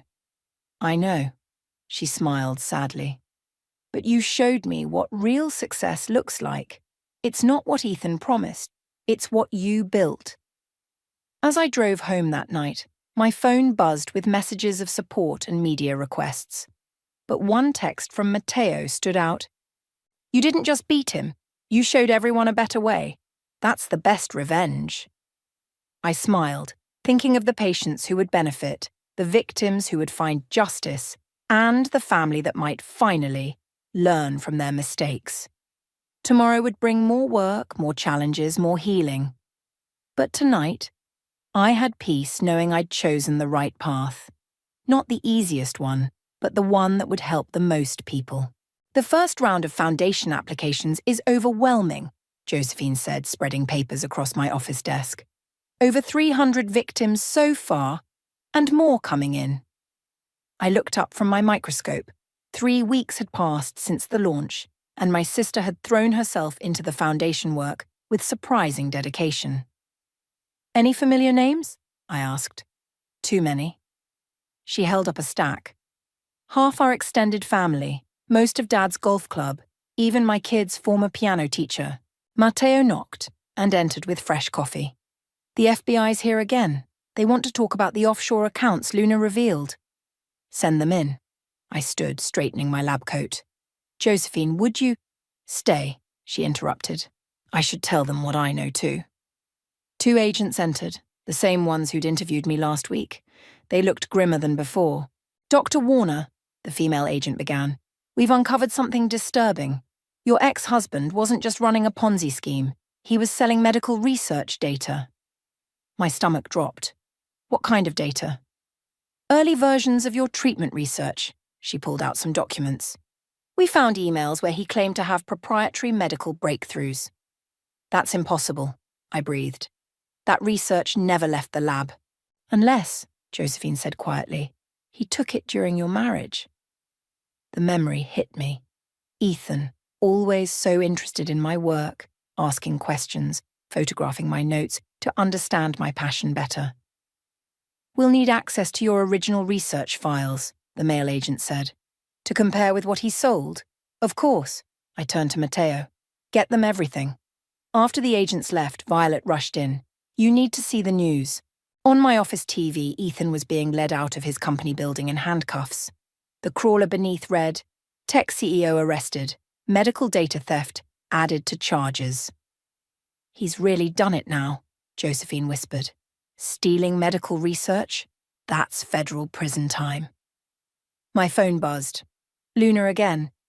They're questioning everyone. Your mother's at the FBI office now. Go, Matteo told me. We'll handle things here. At the FBI office, I found my mother in tears. I didn't know, she kept saying. He asked me to invest in medical technology. I thought he was supporting your work. Mrs. Warner, the agent said gently, did your son-in-law ever show you any research documents? Yes, she wiped her eyes. He said they were breakthrough treatments, that Michaela was part of it all. I felt sick. Mum, I never gave him permission to share my work. I know that now. She reached for my hand. I'm so sorry, honey. We were all so blind. Back at the lab, Violet had news. The pharmaceutical company wants to make a statement supporting you. They're doubling their commitment to the foundation. Good. I sat heavily in my chair. Because we're going to need it, those stolen research files. Who knows how many people invested based on them? Josephine, who'd followed me back, spoke up. I have an idea. What if we expand the foundation's scope? Not just financial help, but a whole program to educate people about scientific integrity and investment fraud. I looked at my sister. Really looked at her? The entitled woman who'd dismissed my work was gone, replaced by someone who finally understood value beyond money. Actually, I said, that's brilliant. We worked late into the night, revising the foundation's mission. Matteo ordered dinner, and even my mother stayed, helping organize victim statements. Around midnight, my phone lit up with a text from an unknown number. Your research saved my daughter's life. I invested in Ethan's company because I believed in that kind of miracle. I'm sorry it wasn't real, but thank you for making the real thing happen. I showed it to the others. This is why we do this. No, Violet corrected. This is why you do this. You took something painful and made it healing. My mother touched my arm. I keep thinking about all those board meetings at Ethan's company. The way he'd talk about medical breakthroughs, and I'd sit there feeling so proud. I never once asked why you weren't involved. Because he was good at telling people what they wanted to hear, I said. But now we're showing them what's real. Josephine looked up from her stack of applications. Speaking of real, we should probably talk about my application. I know you said no special treatment, but nothing. I took the paper from her. You'll go through the same process as everyone else.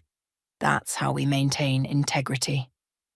She nodded, and I saw respect in her eyes, maybe for the first time. My phone buzzed again. The FBI. Need you in court tomorrow. Ethan's arraignment. I'll go with you, Matteo offered. We all will, Violet added. I looked around my office, at my sister organising papers, my mother finally understanding my work, my team standing by me. This wasn't the family I'd imagined having, but it was the one I'd built. Tomorrow then, I said. We face him together. The courthouse steps were crowded with reporters when we arrived. Ethan's arrest had become national news, a cautionary tale of tech fraud meeting medical ethics. Dr. Warner, they called out. How does it feel knowing your ex-husband stole your research? Before I could respond, Matteo stepped forward. Dr. Warner will make a statement after the arraignment. Inside, the courtroom was packed. Luna sat in the front row, her designer clothes replaced by a simple black suit. She nodded slightly as we passed. All rise, the bailiff called. Ethan entered in an orange jumpsuit, handcuffed, looking nothing like the confident man who'd once dismissed my work as just lab stuff. His eyes found mine, pleading. The charges were read. Wire fraud, securities fraud, theft of intellectual property, conspiracy to commit fraud. The list went on. How does the defendant plead? The judge asked. Ethan's lawyer stood. Your Honour, my client wishes to make a statement. This should be good, Violet whispered beside me. Your Honour, Ethan began, his voice shaking. I admit I made mistakes, but everything I did was to create something meaningful. Dr. Warner's research. I only shared it because I believed in its potential. I felt my mother stiffen beside me. The defendant will enter a plea, the judge interrupted. Not guilty, Ethan said, then turned to face me. Michaela, please, tell them we were building something together. I stood up. Your Honour, may I speak? The judge nodded. Mr. Harding never had permission to use my research. While he was telling investors about medical breakthroughs, I was actually creating them. In my lab, with my team. He didn't believe in potential. He believed in profit. The courtroom erupted in whispers. Ethan's face reddened. Order, the judge called. Mr. Harding, given the severity of the charges and the flight risk, bail is denied. As they led Ethan away, Luna approached me. The FBI found more accounts. He was planning to flee to a non-extradition country. Of course he was, I said. He never faced consequences before. Outside, the media waited. This time, I was ready. Dr. Warner, a reporter called. What would you say to other scientists worried about their research being stolen? I'd say that truth prevails. I gestured to my team. Real breakthroughs happen in labs, not boardrooms. Real healing comes from dedication, not deception. And what about the foundation? Another asked. The foundation continues its work. Today we're announcing full funding for another 100 lymphoma patients, plus educational programs about scientific integrity. Josephine stepped forward. As someone who invested in the fraud, I can say the foundation isn't just about money. It's about rebuilding trust. Back at the lab, celebrations were in order. Our treatment had just received final FDA approval, and the first round of foundation grants was ready. Look at this, Violet said, showing me her tablet. Our story was trending. Medical breakthrough triumphs over tech fraud. The pharmaceutical company's stock is soaring, Matteo added. They're calling it the integrity bump. My mother appeared with coffee for everyone. She'd been volunteering at the foundation, learning about real medical research. I spoke to Dad, she said quietly. He's finally ready to talk. Seeing Ethan in court, it opened his eyes. Speaking of opening eyes, Josephine called from my computer, you need to see these application responses. She pulled up emails from fraud victims. Not angry demands for money, but thoughtful reflections on lessons learned. Many asked to join our educational programs. We're changing the narrative, I realized. It's not just about losing money anymore. It's about understanding value. Luna appeared in my doorway. The prosecutors want to meet tomorrow. They're offering a deal, but they need your input. No deals, I said firmly. He needs to face everything he did. Agreed. She handed me a flash drive. Here's everything I found in his private files. He He kept detailed notes about how he used your research, called it his insurance policy. I took the drive, feeling its weight. Thank you for coming forward. Thank you for showing me what integrity looks like, she replied. That evening, as my team celebrated our FDA approval, I watched them all. Matteo arranging patient schedules, Violet explaining the treatment to new doctors, Josephine helping fraud victims understand the application process, my mother learning the difference between real research and empty promises. My phone buzzed with a message from Ethan's lawyer.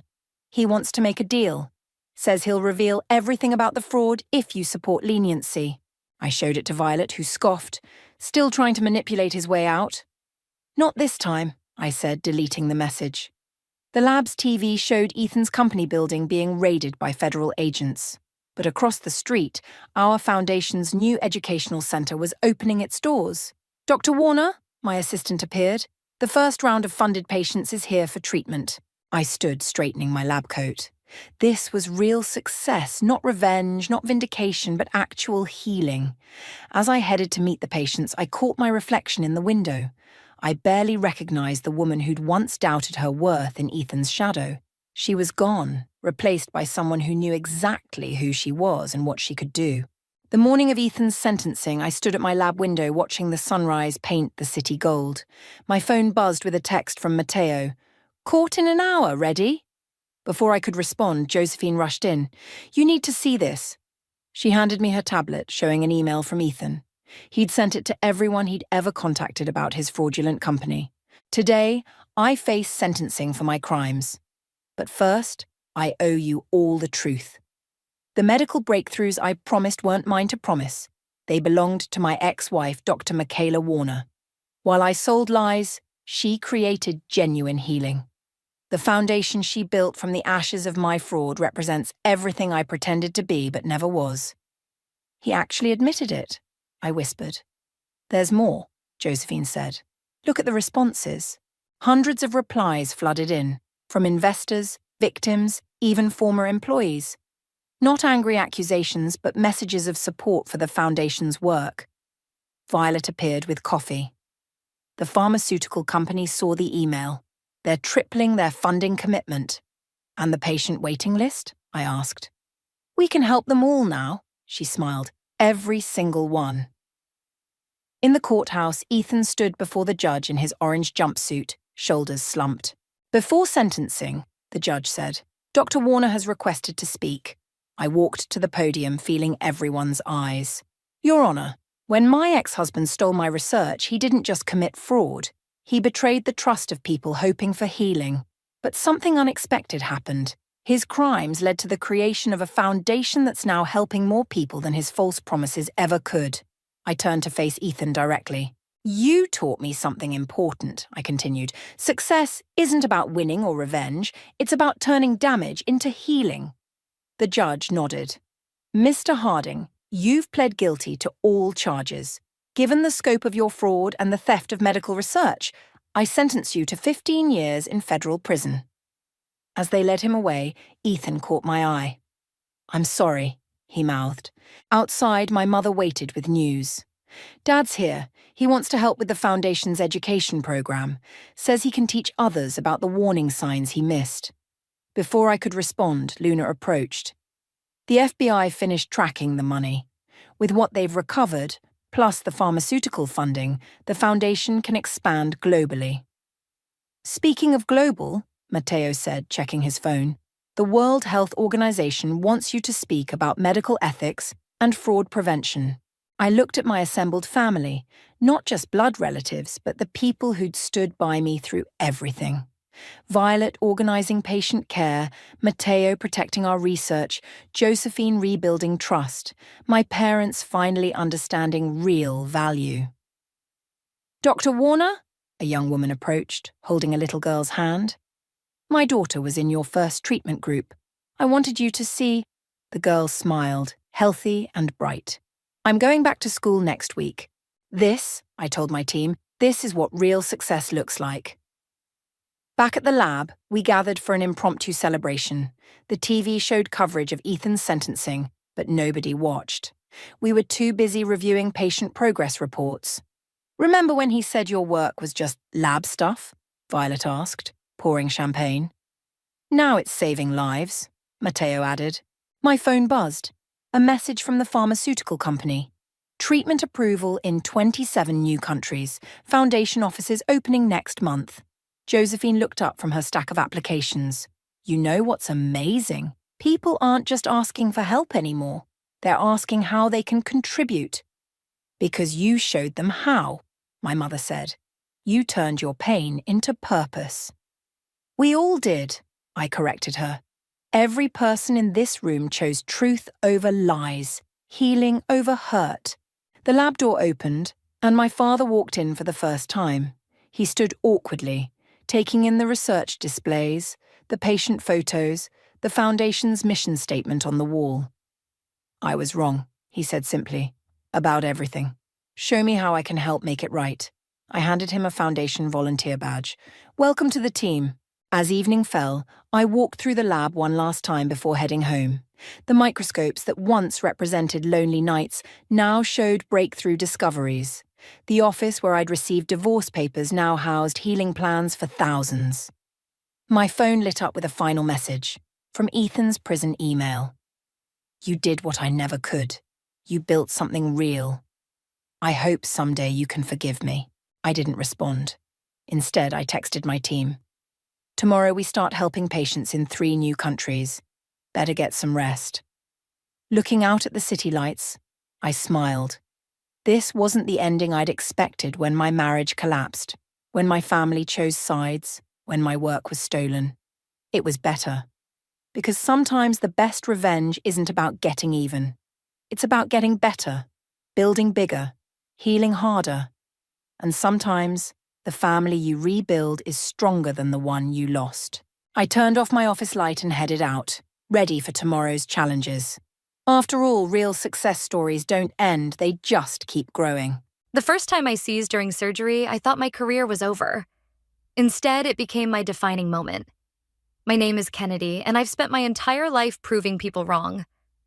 Right now, I'm standing in the operating room of Boston General, my hands steady as I prepare to remove a tumor from a patient's temporal lobe. The familiar weight of surgical instruments feels like home, even as the memory of that first seizure lingers in my mind. Dr. Parker, patient's BP is stable, my assistant calls out. I nod, focused on the delicate tissue before me.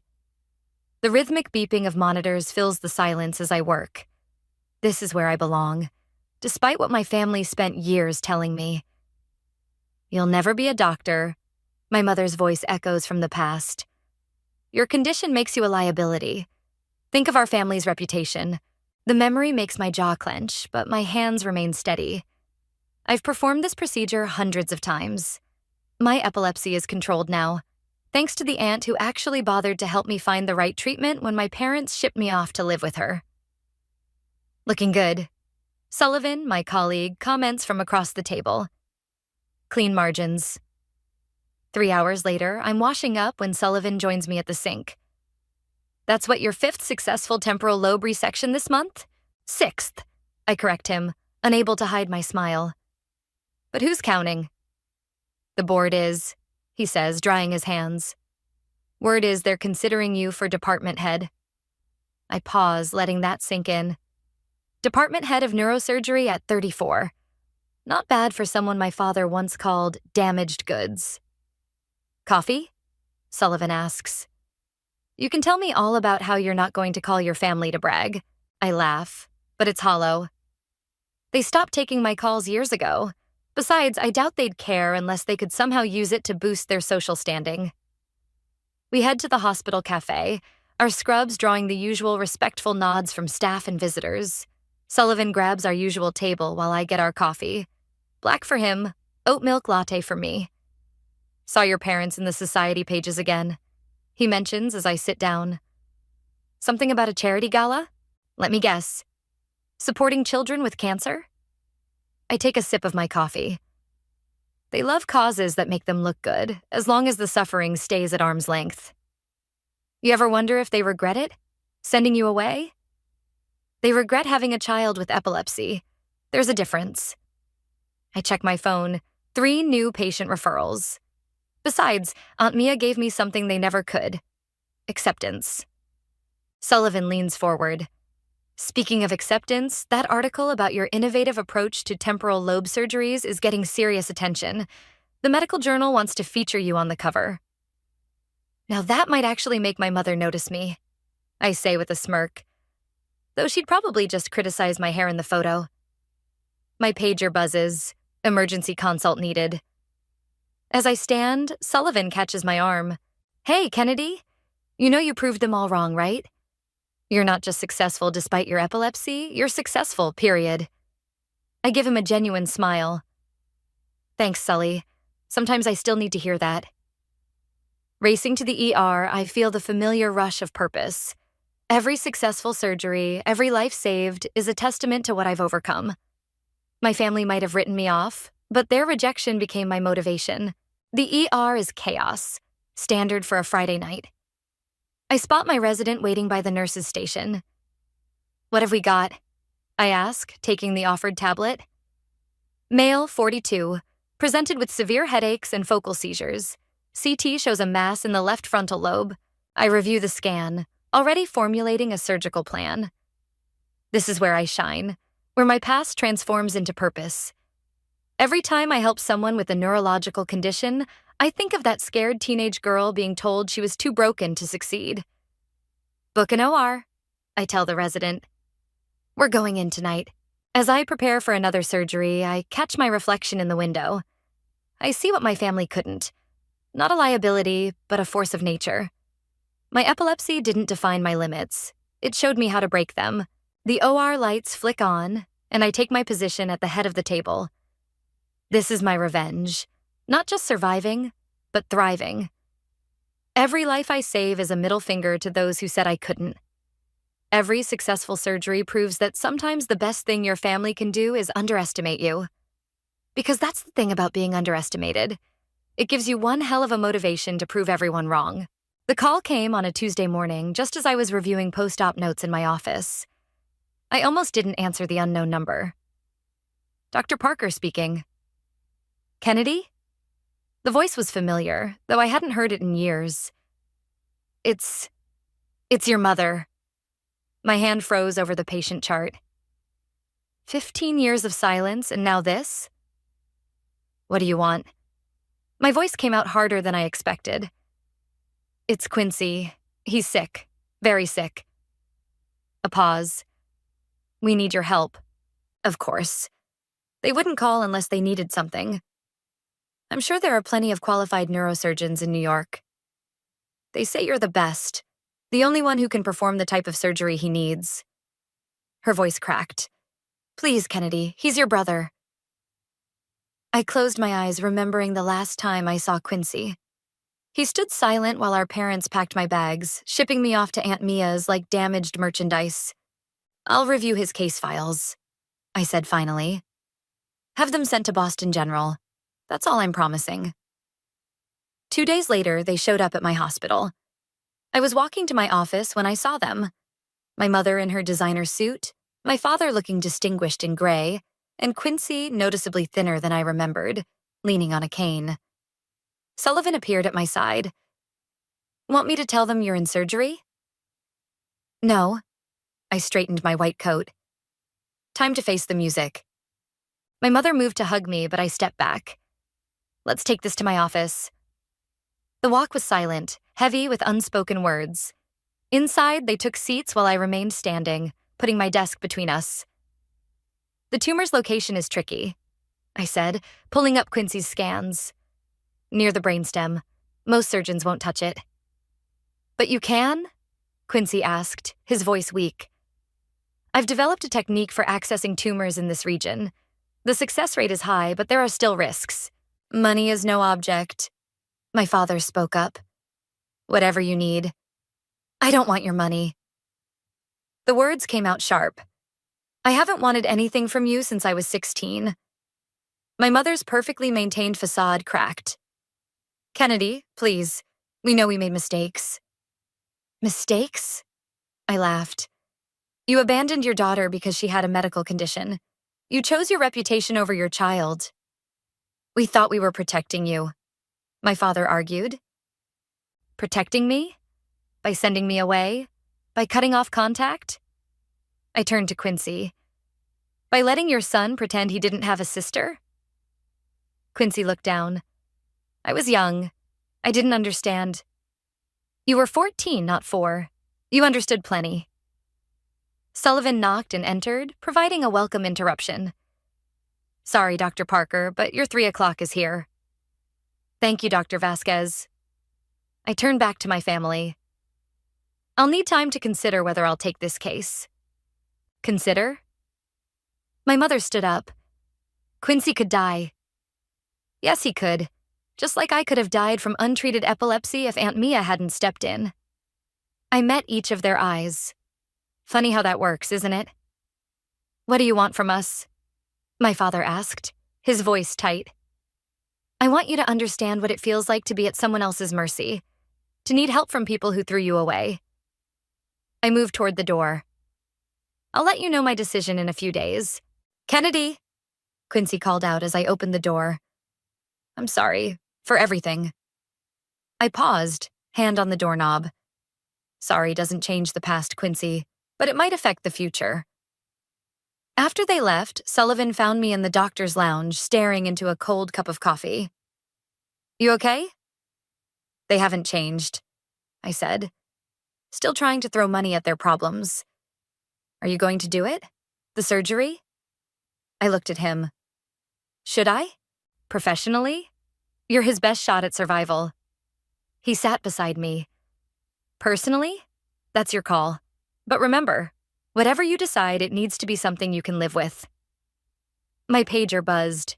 Emergency in the OR. As I stood to leave, Sullivan caught my arm. Hey, one more thing. Whatever you decide, you're not that powerless 16-year-old anymore. You're Dr. Kennedy Parker, and you call the shots now. I nodded, feeling a plan form in my mind.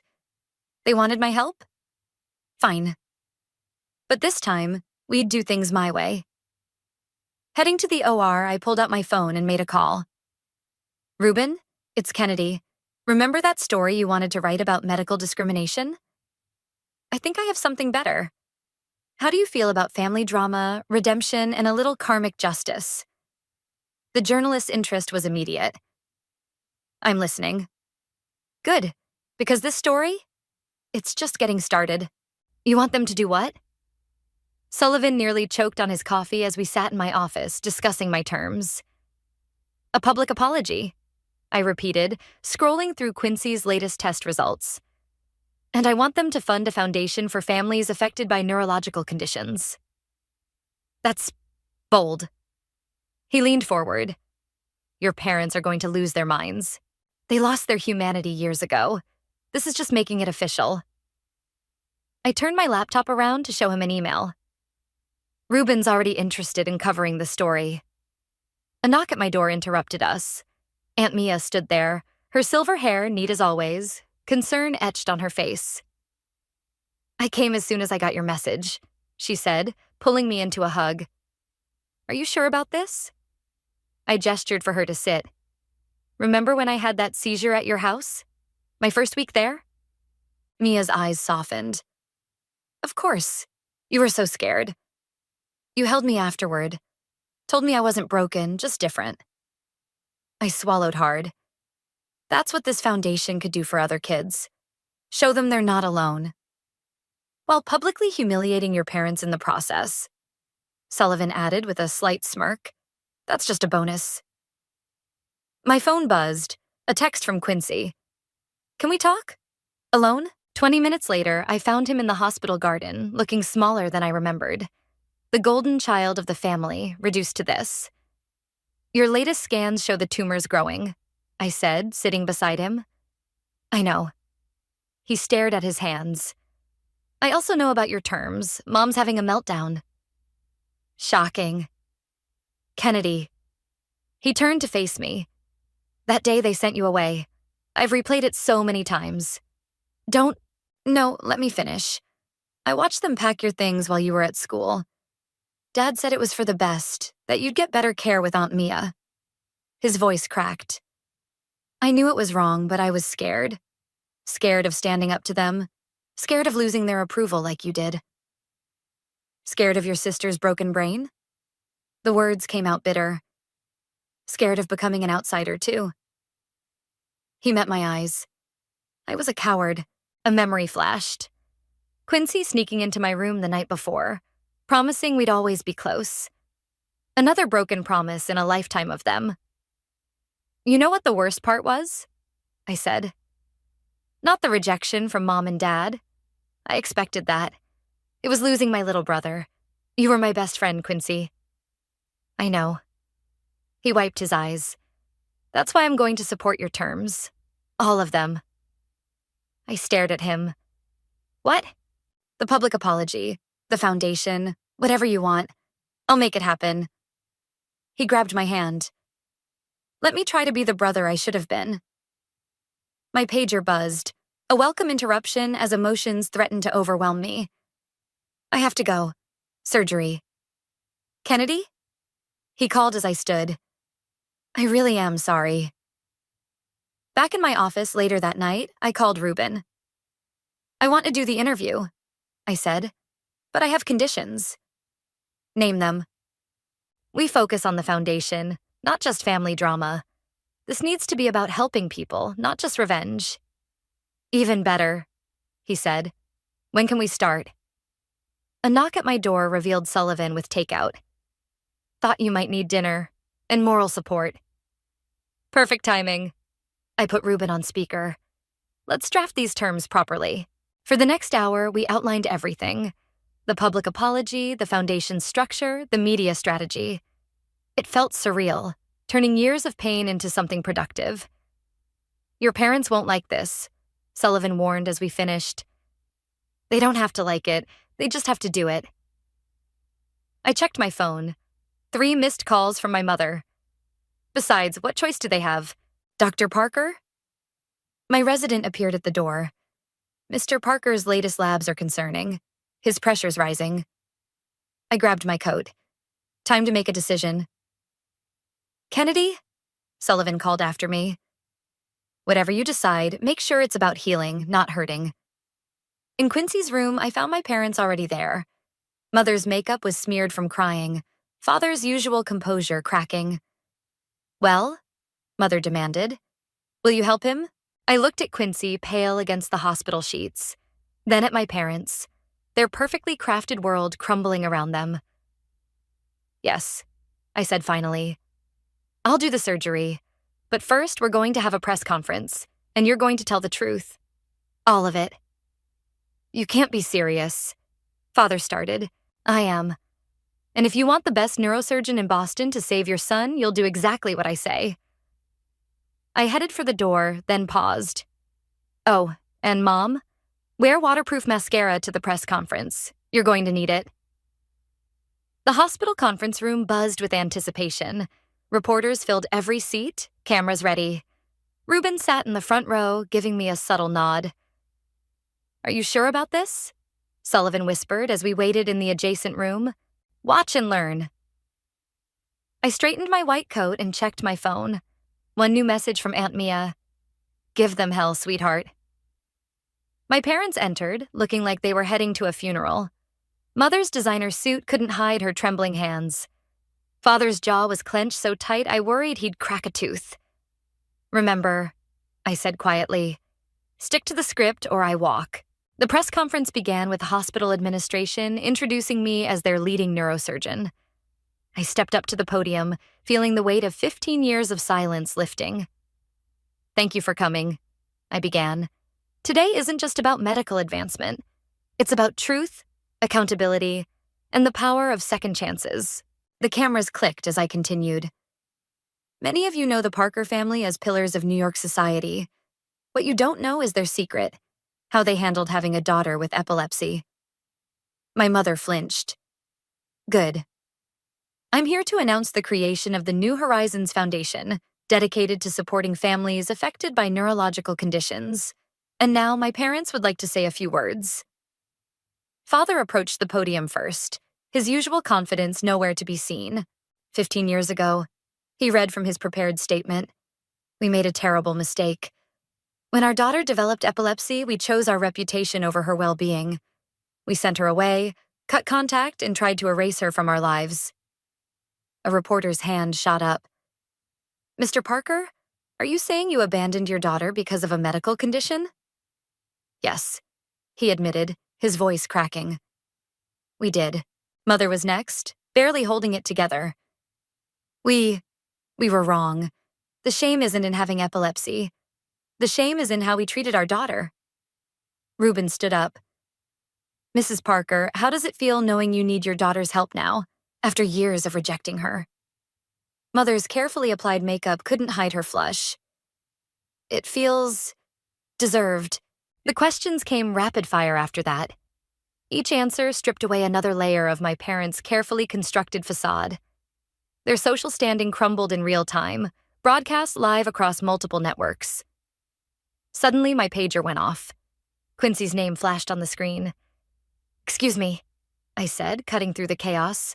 My brother needs medical attention. Racing to Quincy's room, I found him seizing.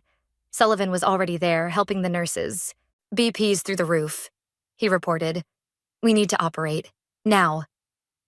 Get him prepped, I ordered, then turned to my parents who had followed me. Looks like your public confession gets cut short. Please. Mother grabbed my arm. Save him. I pulled away. That's what I do, Mother. I save people. Even those who didn't save me. The next hours were a blur of preparation. As the OR team got ready, Reuben caught me in the hallway. The story's blowing up, he said. Social media's on fire. Your parents are trending. Good, I replied, washing my hands. Let them feel what it's like to be exposed, vulnerable. Kennedy, he hesitated. Your brother's condition, it's not part of your plan, right? I turned to him, anger flaring. I'm a doctor. I don't play games with people's lives, even if they played games with mine. In the OR prep room, Sullivan helped me with my surgical gown. Your hands are steady, he observed. They always are. I looked through the window at Quincy, unconscious on the table. Even when my world isn't. Dr. Parker, a nurse called out. Your mother's asking if she can observe from the gallery. I paused, considering. Let her. Let her see exactly what her daughter became without her help. The OR lights blazed as I took my position. Looking up, I saw my mother in the observation room, pressing her hand against the glass. Scalpel, I called out. As I made the first incision, I heard Sullivan's voice. Remember what you said about healing, not hurting? I remember, I replied, focused on the delicate tissue before me. But sometimes healing hurts worse than the injury. The monitors beeped steadily as I worked, my technique precise. Each movement brought me closer to saving my brother's life, and closer to completing my revenge. In the gallery, my mother watched her 2 children, one fighting for life, the other fighting to save it. Both lost to her in different ways. BP dropping, a nurse announced. Come on, Quincy, I muttered. Don't you dare die on my table. We're not done yet. The monitors screamed in warning, and suddenly my perfect plan didn't seem so important anymore. He's stabilizing, I announced, watching the monitors return to normal. The entire OR seemed to exhale collectively. 8 hours later, I stepped out of surgery to find my parents and Aunt Mia in the waiting room. Mother jumped up, mascara streaked down her face. He's alive, I said before she could speak. The surgery was successful. Father slumped in his chair while Mother burst into fresh tears. Aunt Mia caught my eye and smiled proudly. When can we see him? Mother asked. He'll be in recovery for several hours. I checked my phone, dozens of notifications from the press conference coverage. Meanwhile, we need to discuss the foundation. Now? Father's head snapped up. Our son just had brain surgery. And my childhood was destroyed by your shame. We all have our crosses to bear. I sat down across from them. The paperwork's ready. $10 million initial funding plus annual contributions. 10 million? Father sputtered. Would you prefer I list a price for your son's life? I met his gaze steadily. Because I can do that too. Aunt Mia stepped in. Royal Poppy, just sign the papers. You've lost enough already. While they reviewed the documents with the hospital's lawyer, Sullivan brought me coffee. Your revenge is trending on Twitter, he said, showing me his phone. Parker family and neurological justice are going viral. Good. I took a sip. The more attention, the better. Every family like ours needs to see this. Dr. Parker? A nurse approached. Your brother's asking for you. In recovery, Quincy looked pale but alert. The bandages around his head made him seem younger, vulnerable. Hey, sis, he whispered. Hey, yourself. I checked his vitals. How's the pain? Worth it? He caught my hand. I saw the news coverage. Mom and Dad looked destroyed. That was the point. No. He squeezed my hand. The point was the foundation. The families you'll help. The rest is just karma. Before I could respond, Ruben appeared in the doorway. Sorry to interrupt, but you might want to see this. He held up his tablet. My mother was on the screen, standing at a podium outside the hospital. My daughter, she was saying, tears flowing freely, has shown me what true strength looks like. While we rejected her for her condition, she turned it into her purpose. She became a brilliant surgeon not despite her epilepsy, but perhaps because of it. Because it taught her empathy, resilience, and determination. All the things we failed to teach her. Is this live? I asked Ruben. He nodded. She called the press herself. No script, no PR team. On screen, my mother continued. The New Horizons Foundation isn't just our daughter's demand for justice. It's her gift to families who might make the same terrible mistakes we did. We're not just funding it. We're dedicating ourselves to its mission. Wow, Quincy whispered. I've never seen Mom like this. Kennedy? Father appeared in the doorway. Your mother's making a statement. I can see that. I turned to him. Did you know about this? He shook his head. She said she needed to do something real. Something unscripted. On the tablet, Mother was wrapping up. To every family struggling with neurological conditions, you're not alone. And to my daughter Kennedy, you've become everything we should have helped you be. I know sorry isn't enough, but maybe this foundation can be a start. The room fell silent except for the steady beep of Quincy's monitors.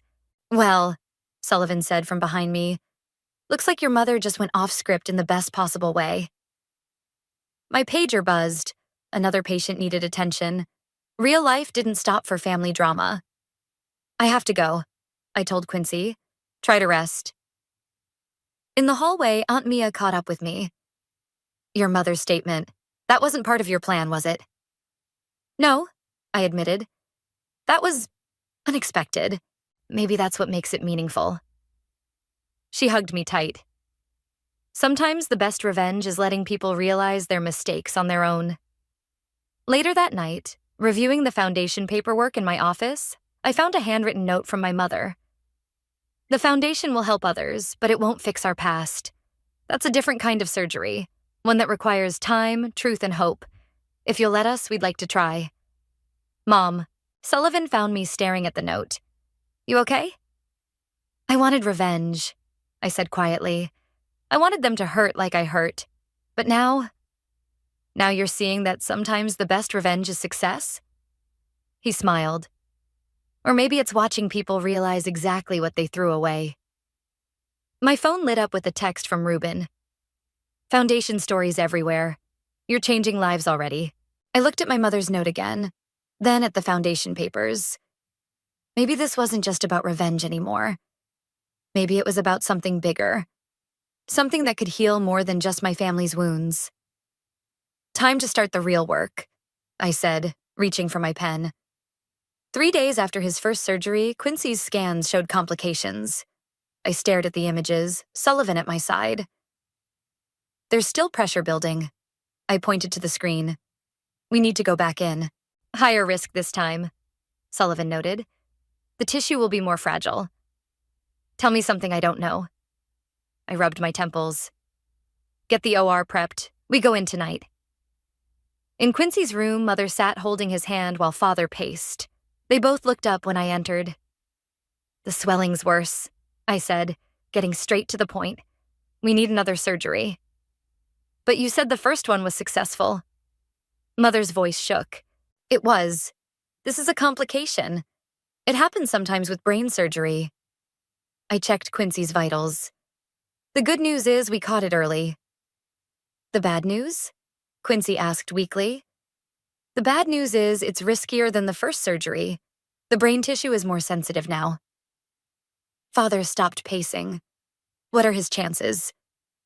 "Without surgery? 0. With surgery?" I met Quincy's eyes. "I'll do everything I can." "That's not an answer," Father snapped. "It's the only answer I can give." I turned to leave, then paused. "You might want to call your lawyer. Update any paperwork, just in case." In the hallway, Aunt Mia waited with coffee. "You're scaring them," she said, handing me a cup. "Good. They should be scared. I am." She touched my arm. "Kennedy, sweetheart, are you sure you should be doing this surgery? Emotionally? Who else would you trust with your nephew's life?" "That's not what I meant." "I know what you meant." I checked my watch. "I need to prep." In the OR prep room, I was washing up when Sullivan entered. "Your hands are shaking," he observed. "No, they're not." But they were. Slightly. "Kennedy, don't." I scrubbed harder. "Just don't." "Okay, then let me ask you this. Are you trembling because you're scared of losing your brother or because you're scared of saving him?" I stopped scrubbing. "What's that supposed to mean?" "It means revenge is simple. Forgiveness is complicated." Before I could respond, Quincy was wheeled past us toward the OR. He caught my eye through the window, managing a weak smile. "Dr. Parker?" A nurse appeared. "Your parents are asking about observing again." I nodded. "Let them watch. They should see what their son is going through." In the OR, everything was ready. I looked up at the observation room where my parents stood, Mother clutching Father's arm. "Scalpel," I called out. The first incision was clean, but as we got deeper, complications arose. "BP's dropping," a nurse announced. "I see it," I said, hands steady despite my racing heart. "Push more fluids." "Heart rate's elevated," Sullivan warned. "Come on, Quincy," I muttered. "Work with me here." In the gallery, I heard Mother's muffled sob. For a moment, I was 16 again, hearing her cry about how my epilepsy would ruin the family name. "Kennedy." Sullivan's voice cut through the memory. "Focus." Right. Focus. This wasn't about the past. This was about saving my brother's life. Hours passed. The surgery was delicate, each movement crucial. Finally, the pressure began to decrease. "Looking good," Sullivan confirmed. "Swelling's reducing." I was about to close when the monitors screamed, "He's crashing!" "No, no, no," I worked frantically. "Don't you dare, Quincy. Not now." Mother's screams from the gallery pierced the OR. Father's face pressed against the glass. "Starting chest compressions," a nurse called out. "Come on, little brother," I pleaded, working to stabilize him.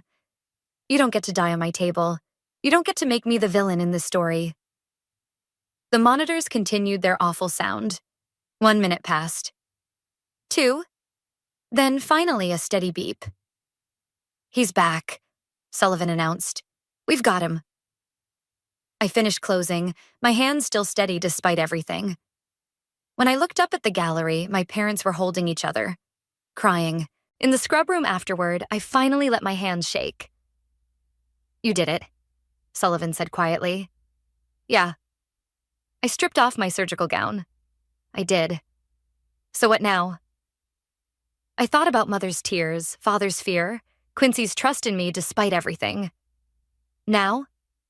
I took a deep breath. Now we see if healing runs in both directions.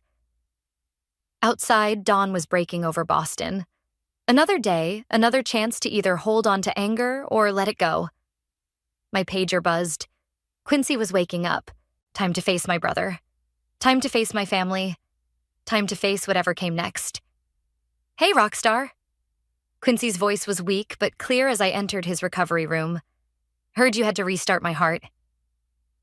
Just keeping things interesting. I checked his vitals. How's the pain? Worth it. He caught my hand. You saved my life. Twice. That's what doctors do. Is that what sisters do too? Before I could answer, Mother burst into the room, Father close behind. The foundation website just launched, she announced, holding up her tablet. Look at the donations pouring in. I took the tablet, scrolling through the numbers. Over 2 million in public donations already, on top of my parents' contribution. People are sharing their stories, Father added. Families who went through similar situations. I know. I handed the tablet back. Ruben's been keeping me updated. Kennedy, Mother stepped closer. We've been thinking about the Foundation's leadership. If you're trying to take control... No, she interrupted. We want you to lead it, with Aunt Mia as co-chair. I stared at her. What? You understand these families better than anyone, Father said. You lived it, and clearly you know how to make things happen. Plus, Quincy added from his bed, you're kind of trending as a medical hero now. Sullivan appeared in the doorway. Sorry to interrupt, but Dr. Parker's needed for a consultation. Go. Quincy waved me off. Save more lives. We'll be here. In the hallway, Sullivan grinned. There's no consultation. Just thought you might need an escape route. Thanks. I leaned against the wall. Did you hear about the foundation? The whole hospital's talking about it. You're becoming quite the celebrity. That's not what I wanted, isn't it? He raised an eyebrow. You wanted to expose their shame, right? Make them face consequences? Yeah, but now they're actually trying to make amends and it's messing with your revenge narrative? Before I could respond, Aunt Mia appeared with coffee. Your mother just called me about co-chairing the foundation, she said. What do you think? I took the coffee. I think I need to show you something. I led them to my office, pulling up files on my computer. These are all the cases I've handled involving families like mine. Kids with epilepsy, tumors, neurological conditions. I scrolled through the list. Every single one faced some form of discrimination or abandonment. And you helped them all, Sullivan noted. I tried, but it's not enough. One doctor can only do so much. I turned to Aunt Mia. But a foundation? With real funding and public support? We could help hundreds of families, she finished. Maybe thousands. My pager buzzed. This time, a real consultation. Think about it, I told Aunt Mia. The foundation needs someone who understands both sides, the medical and the personal. Back in Quincy's room later that night, I found him alone, reading foundation proposals on his laptop. Shouldn't you be resting? I asked. Can't. Too excited about this. He patted the bed beside him. Come look at these programs we could fund. I sat down, scanning the screen. Support groups, medical research, family counseling.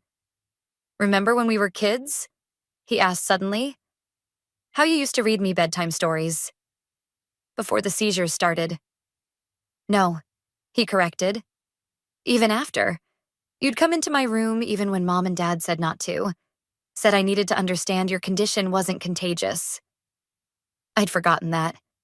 You were scared. I was stupid. He closed the laptop. But you never gave up on me. Even now. Yeah, well, I stood up. Maybe that's the problem with being a doctor. We're not supposed to give up on people. Is that why you saved me? Doctor's oath? No. I checked his IV. I saved you because you're my brother, and maybe that still means something. The next morning, I found my parents in the hospital cafeteria with Aunt Mia, surrounded by foundation paperwork. We're thinking of naming it New Horizons, Mother said as I approached. Unless you have a better idea. I sat down, looking at their eager faces. Actually, I do. Of course you do. Father smiled. You always were the smart one. The Parker Family Foundation for Neurological Support, I said. Because this isn't about hiding anymore, is it? Mother's eyes welled up. No, it's not. Good. I pulled out my phone. Because Ruben wants to do a follow-up story about how a family's shame turned into something beautiful. Are you ready for that? Aunt Mia asked. To tell the whole story? I thought about Quincy upstairs, healing. About my parents, trying to make amends. About all the families who needed what we could offer. Yeah, I said. I think I am. Ready? Sullivan asked as we stood outside the Foundation's new medical center. Almost. I adjusted my white coat, fingers brushing against the epilepsy awareness pin on my lapel. Just waiting for everyone. Quincy arrived first, walking without assistance now. Place looks amazing, sis. Wait until you see inside. I watched more cars pull up. How's the head? Better than the company's stock after Dad handed me back the CEO position. He grinned. Turns out near-death experiences change your priorities. My parents approached next, Mother carrying a stack of brochures for the center's opening. She'd traded her designer suits for something more practical. The first families are already waiting, she said, including that teenage girl you told us about. Sarah. I nodded. Her parents tried to pull her out of school when she was diagnosed with epilepsy. Not anymore, Father added. Our legal team made sure of that. Aunt Mia joined us, clipboard in hand. Press is ready when you are, Kennedy. Taking a deep breath, I stepped up to the podium. Cameras flashed as I faced the crowd. Welcome to the Parker Family Foundation's first neurological support center, I began. But before we cut any ribbons, I want you to meet someone. I gestured to Sarah, who walked up nervously, her parents following. 3 months ago, Sarah had her first seizure in math class. Her parents, scared and uninformed, wanted to hide her away. I met my mother's eyes. I know that fear. My family lived it. Sarah's mother spoke up. But the foundation helped us understand. Showed us we weren't alone. That's why we're here today, I continued. This center isn't just about medical treatment. It's about support, education, and acceptance. Ruben raised his hand from the press section. Dr. Parker, how does it feel seeing your family actively involved in the foundation? I looked at my parents, who now spent their social capital advocating for neurological awareness instead of hiding from it. It feels like healing, I answered honestly. On all sides. After the ceremony, I gave tours of the facility. Mother led support group orientations while Father handled administrative meetings. Quincy worked the crowd, his natural charm now serving a better purpose. In the children's wing, I found Sarah exploring the specially designed playroom.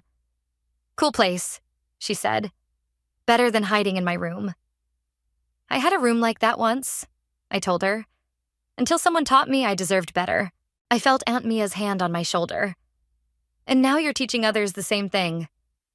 Later, in my new office overlooking the center's garden, Sullivan brought coffee. Quite a change from plotting revenge, he observed. Turns out revenge isn't as satisfying as actual change. I picked up a framed photo from my desk. Me and Quincy in his hospital room, both smiling despite everything. A knock at the door revealed my mother. Kennedy, there's a family in the consultation room. Their daughter just had her first seizure. I'll be right there. I stood up, straightening my coat. Want me to come? She asked hesitantly. I paused, then nodded. Yeah, show them what acceptance looks like. In the consultation room, I saw my past reflected in the scared parents and their confused daughter. But this time, the story could have a different ending. I'm Dr. Parker, I said, sitting down. And this is my mother. We have quite a story to tell you. Mother reached for my hand as we began to share our journey, not just of medical treatment, but of family, forgiveness, and finding purpose in pain. Later that night, as the center quieted down, I found Quincy in the garden. Remember when you said sorry wasn't enough? He asked. Yeah. Was this enough? He gestured at the building behind us. Did we finally get it right? I thought about Sarah and her parents, about all the families who would find help here, about my own family's transformation. It's a start, I said. A good one. My pager buzzed. Emergency surgery needed. Some things never changed. Duty calls, I told Quincy. Try not to need any more brain surgery while I'm gone. No promises. He hugged me. Go be amazing, sis. Walking through the center's halls, I passed the wall of donor names. My family's among them. Not as a symbol of social status now, but as a commitment to change. My phone lit up with a text from Aunt Mia. Proud of you, sweetheart. You turned pain into purpose. In the hospital wing, I prepared for surgery, my hands steady as always. The revenge I'd planned had transformed into something better. Not just healing bodies, but healing hearts, including my own. Ready, Dr. Parker? Sullivan asked, joining me in the OR. Ready, I replied, knowing he meant more than just the surgery. The OR lights blazed to life, and I began another day of saving lives, this time with my whole family behind me.